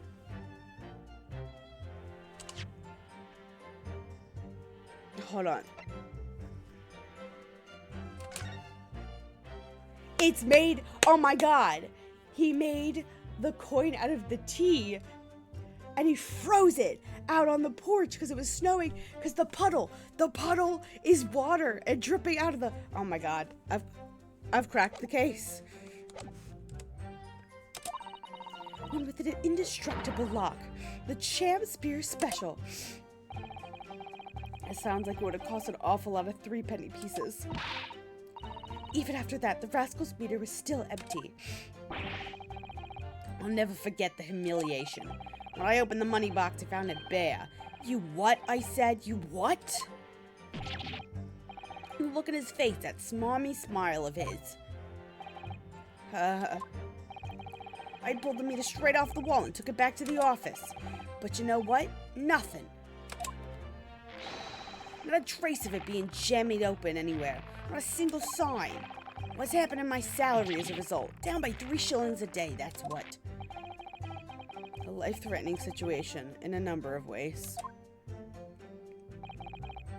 Incidentally, what became of that meter? Nothing became of it. I've still got it. Oh? Right here. No wonder they call you Meter Man. I think it would be prudent for the court to sequester this item while the trial is ongoing. I would love to examine that. I would love to examine that right now.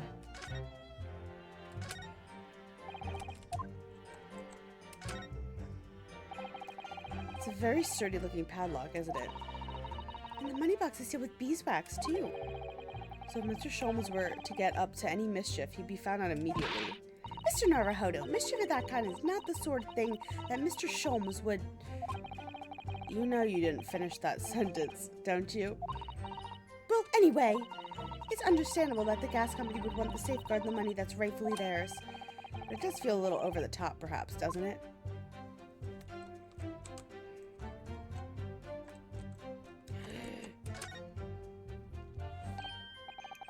Oh, what's... Have you spotted something, Mr. Naruhodo? Just here, there's a little hole. Do you see? It's for the water to drip out. Goodness, you're right. I wouldn't have noticed. It's not a very neat hole, is it? Not professionally made, I'd say. So, you think it might have been opened up by Mr. Shamspeare? Possibly. It seems the people at Altamont Gas must have missed it. Well, it certainly seems to go all the way through the inside. Yeah, but there's no way a coin could fit through there. That's true, but even so, it seems more than a little suspicious.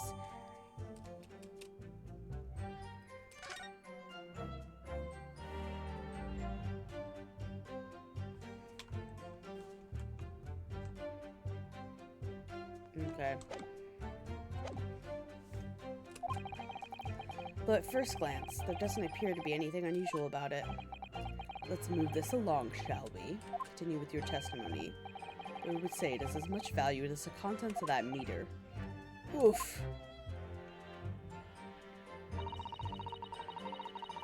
Meter doesn't appear to be tampered with, and the collection agent has the only key.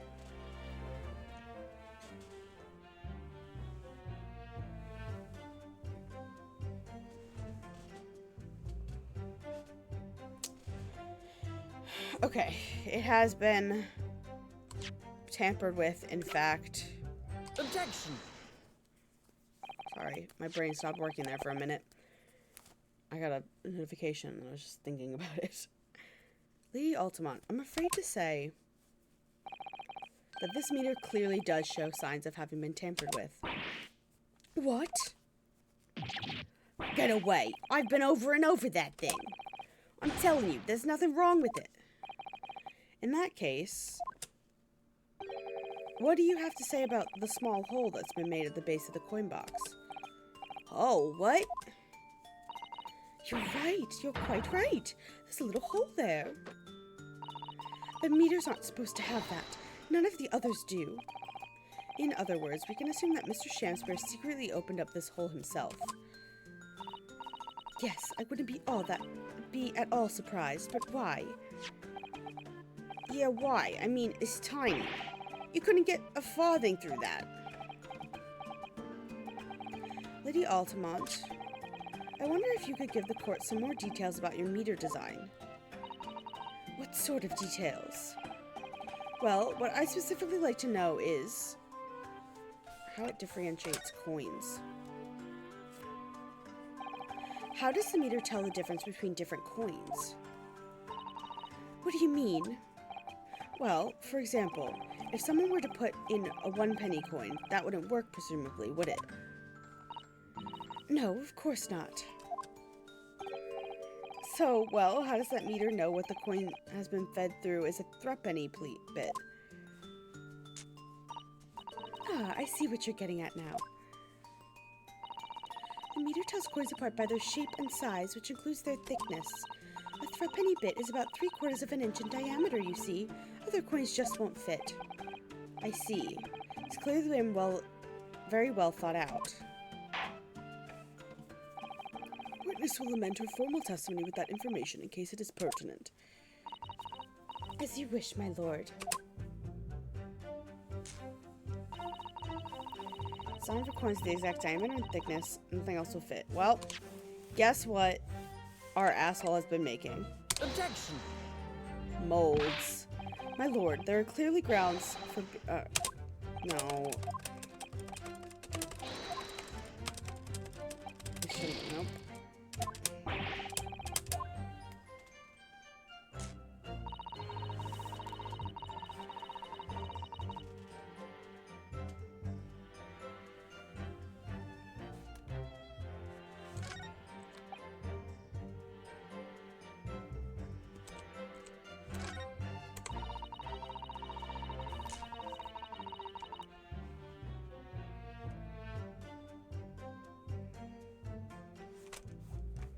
maybe I need to, like, re-examine this again now that I know about the penny information.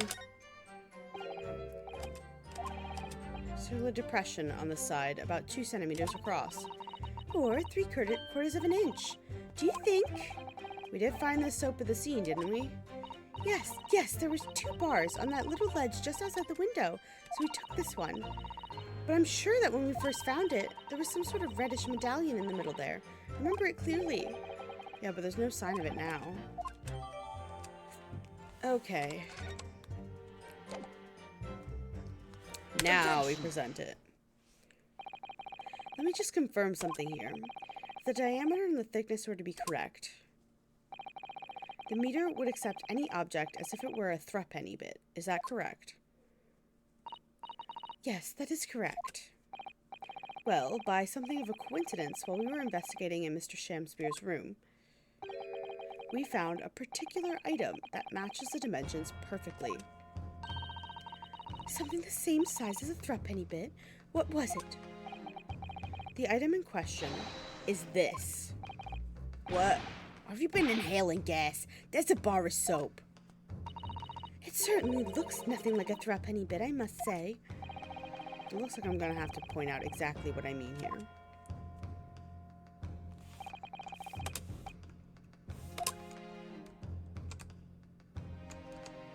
Got it! You have to turn over the soap to see what I mean. Ah! Are you referring to that round depression in the middle of the soap there? That's right, a depression that's approximately 3/4 of an inch in diameter. Or, in other words, almost exactly the same size as a threepenny bit. Get away! Is anyone here present in their possession a threepenny bit? Quickly now, hand over your coins, ladies and gentlemen. It sounds rather like a highway robbery, doesn't it?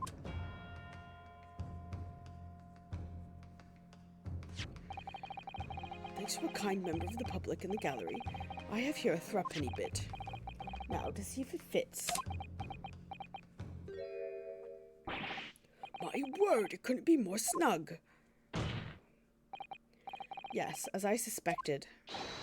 This, without a doubt, is a vital clue as to explain how the Altamont Gas Company is being defrauded. Well, I don't believe it.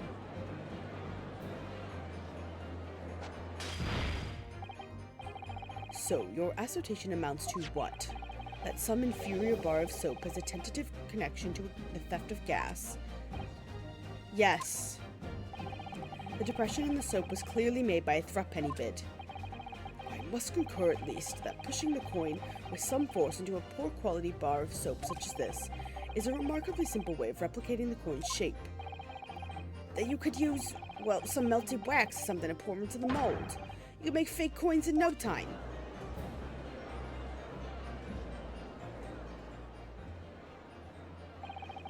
This brings all the pieces of the puzzle together. It's the method Mr. Shamspeare has been using to steal the gas. That's the missing link. And now, if I follow the chain of thought, it's going to bring me to a new explanation for what happened that nobody's considered yet. But it's all nonsense. The man had been making fake coins, and my worker here would have found them when he emptied the meter. Quite true, Lady Altamont. The absence of some black magic that can make the coin disappear. I see. That's what we're dealing with, is it? There is one form of black magic that could cause the fake coin to disappear into thin air, yes. Exactly. And the meter here gives it away. What on earth? There are remnants of the magical method used visible on the gas meter taken from the victim's room. If that is your assertion, counsel, the defense will identify these remnants for the court at once.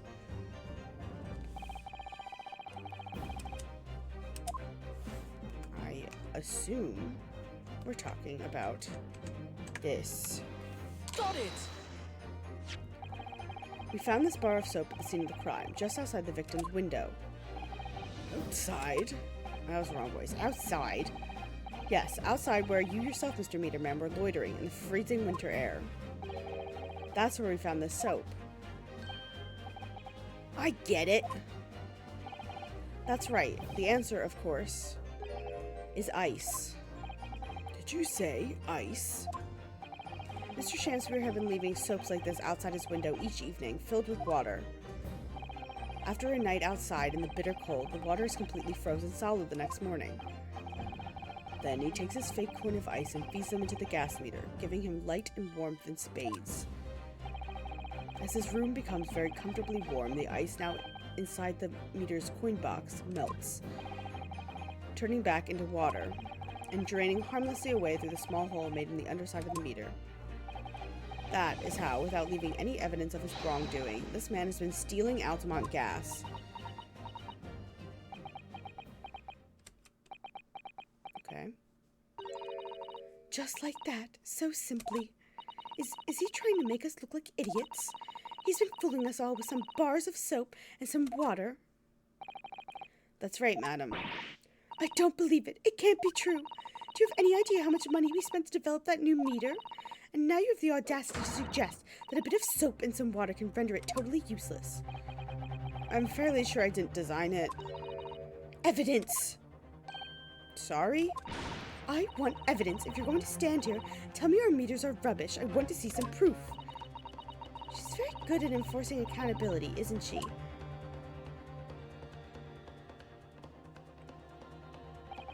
Very well, Lady Altamont. If you'd like evidence, I'll provide it. What? Mr. Naruhodo, are you saying that you actually have evidence to support this theory? I did notice a trace of something that bothered me a little at the time. I have a feeling that this theory we've come up with now could explain it. The piece of evidence that subsists this theory is...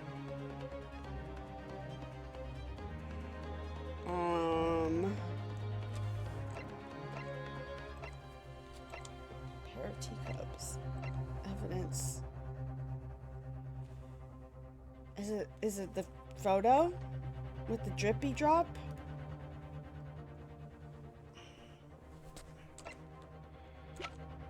It's gotta be. Take that! This is a photograph of the scene at the point when the victim was discovered, taken by Inspector Gregson. It clearly shows the remnants of the crime carried out by Mr. Shamspeare. What remnants? Yes. Here you can see the gas meter on the wall in Mr. Shamspeare's room. Now, look closely at the floorboards directly underneath the meter. Why soap bar on table broken? That's a great question. And how they make tea if they didn't have heat. Well, he didn't, it wasn't him, it was, Natsume made the tea and brought it over to Shamspeare. What is that? Some kind of grubby stain? Almost certainly, it's a water stain resulting from the liquid that drained out of the hole made in the meter. Ah! If one coin gives around 2 hours of gas usage, and the occupant was heating his room in all his waking hours, we can imagine he would have used around 10 of his fake coins each day. The melting ice inside the meter's coin box would have been dripping out almost constantly, leaving a stain on the floor. This is awful. And there's further evidence, too. Mr. Shamspeare is slumped over his table, apparently having consumed strychnine. And right there next to him is a bar of soap, broken in half. You're right. It would appear to me, then, counsel, that the man was eating the soap, was he? Pardon me for disagreeing with your lordship, but... seriously, Carly, I've been thinking the same thing. Like, why didn't you just put a bucket under it? And then you could reuse the water. Reduce, reuse, recycle the water. Certainly not. He didn't beat around the bush there, did he? In truth, Mr. Shamspeare was found with a fork in his hand. A pail of soap is sounding increasingly likely. Do you mean to say he was using that fork to... Yes. To extract a frozen coin from the bar of soap. But the bar broke in half. So perhaps it didn't go very well. Good gracious.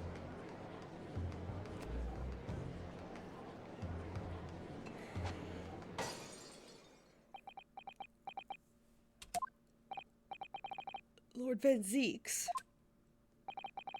I was throwing my hand up in despair. and happened to catch my hallowed bottle on the way. Pray forgive my maladroit mistake. What is the meaning of this counsel?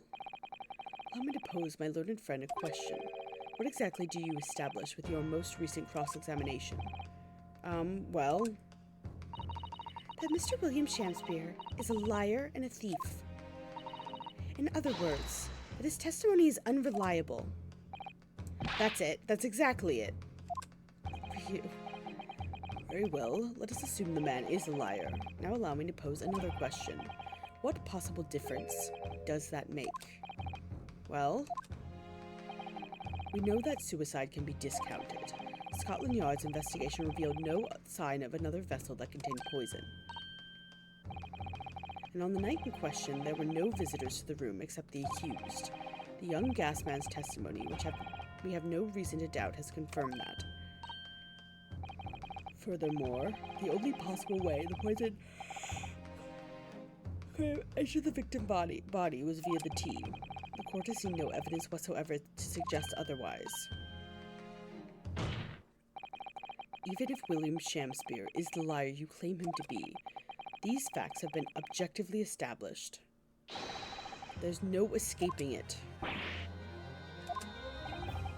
Therefore, in light of these facts, the prosecution calls for immediate adjudication. You... What? Why would he grant that? Why would he grant that? How does the defense respond? Mr. Naruhodo, What was the point of that last cross-examination? Did it actually get us anywhere? Or did it make no difference at all, like Lord Van Zieks is saying? Raise an objection! You want something sweet so bad? I feel that, Nico. No, this isn't over. The defense will not rest. What? But counsel, you've successfully explained everything. You've identified and substantiated the unscrupulous method employed by Mr. Shakespeare to consume gas. What more is there to discuss? Lord Van Zieks just highlighted 3 facts in order to make his point. But contrary to what he would have the court believe, not all of them have been objectively established at all. What are you trying to say, my Nipponese friend? At least one of these so-called facts is an assumption, made due to a lack of evidence. But the situation has changed now, following the cross-examination of the latest witness to take the stand. Don't be absurd. What is this nonsense? Yes, when you bring everything we've learned so far together and consider it as a whole, it's clear. There's a question that we now need to reconsider, namely, was the poison in the tea? We've all been led to believe that the strychnine poison that afflicted Mr. Shakespeare was in the tea brought to him by Mr. Natsume, but that's conjecture at best. Objection! The victim has testified that nothing else passed his lips that night. There is no other possibility. And since there was no trace of the tea left at the scene, it couldn't be tested for traces of the poison. Objection! As I said, the situation has changed, because in fact, some of Mr. Natsume's tea was left at the scene, and a particular piece of evidence proves Objection! it. A ludicrous claim. Scotland Yard detectives investigated the scene exhaustively. What evidence are you suggesting they missed? The second bar of soap! Defense has made a bold claim indeed. Very well, counsel. Present your proof. What evidence from the scene of the crime can tell us about the nature of the defendant's tea? Take that! Boom! Good gracious! The soap, again. The same bar the victim used to fashion his coins of ice. Yes, that's right, my lord. It's just come back to me. Something about when we first found this bar of soap at the scene yesterday. it's more bars of soap. Soap? What are bars of soap doing lined up on the ledge outside the window? I'm quite certain that when we originally stumbled upon the bars of soap, there was actually a frozen coin in each bar. So you discovered the gas thief's coin factory. Fascinating. In a way, yes, but there's more. The coins we found in the soap at the time weren't normal ice. There was something strange about them, you mean? Exactly. Something very obviously strange. You forgot your trace lights as your dad? No!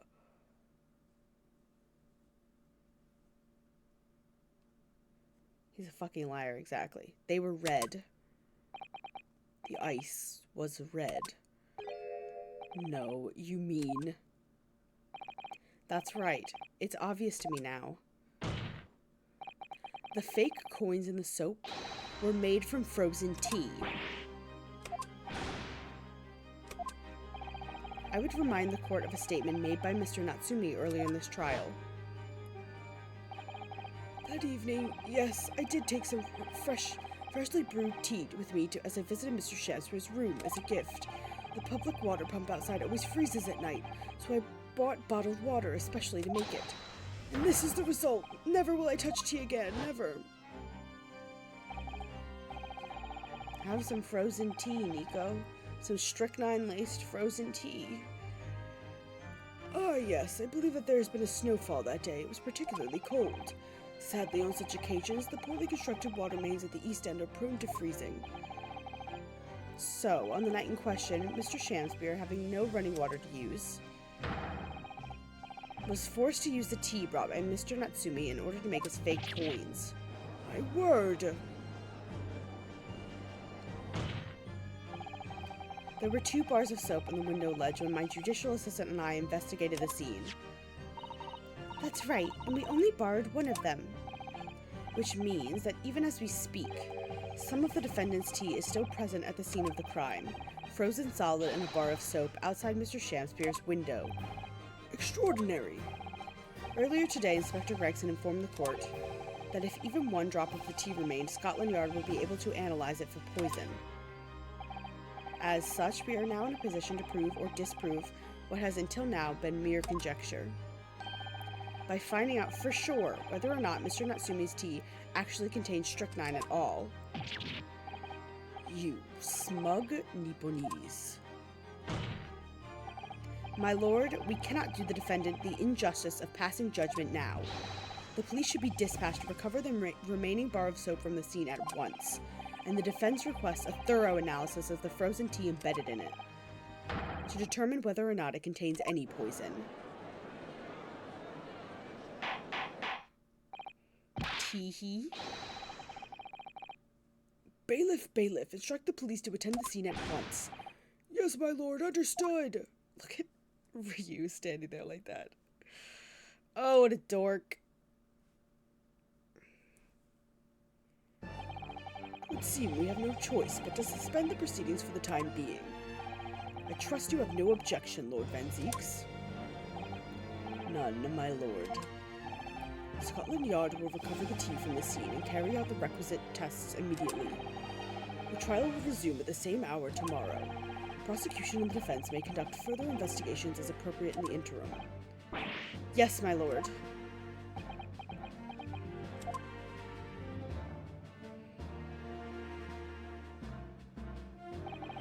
Well, we managed to scrape through there somehow. Thank you, counsels. Court is adjourned until tomorrow. Fuck yeah. We did it. To be continued. Next week. I am exhausted and would like to go to bed.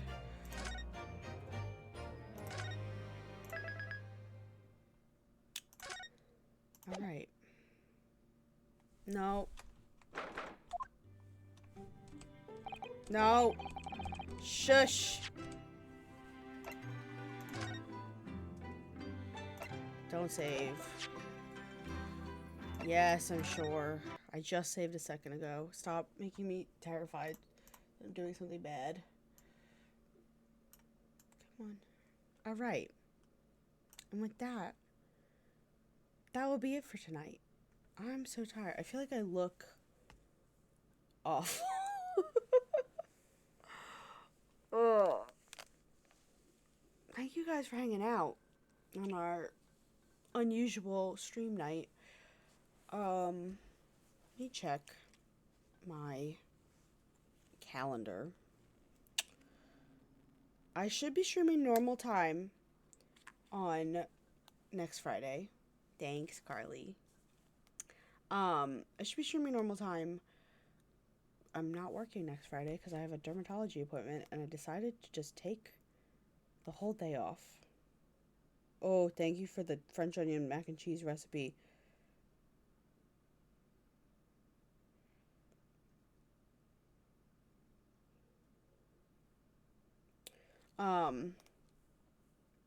What was I saying?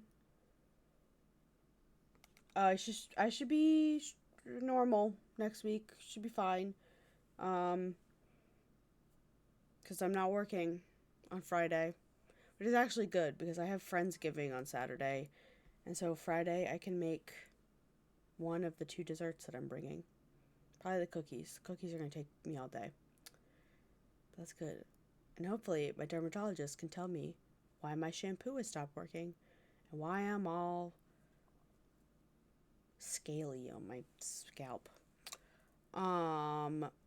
Anyway, that's a little TMI, but you know, when have I not shared too much? Anyway, yeah, that's gonna be it. I love how dumb this game is. I say it every week, but it just gets better and better. And the characters remain so ridiculous. Yeah.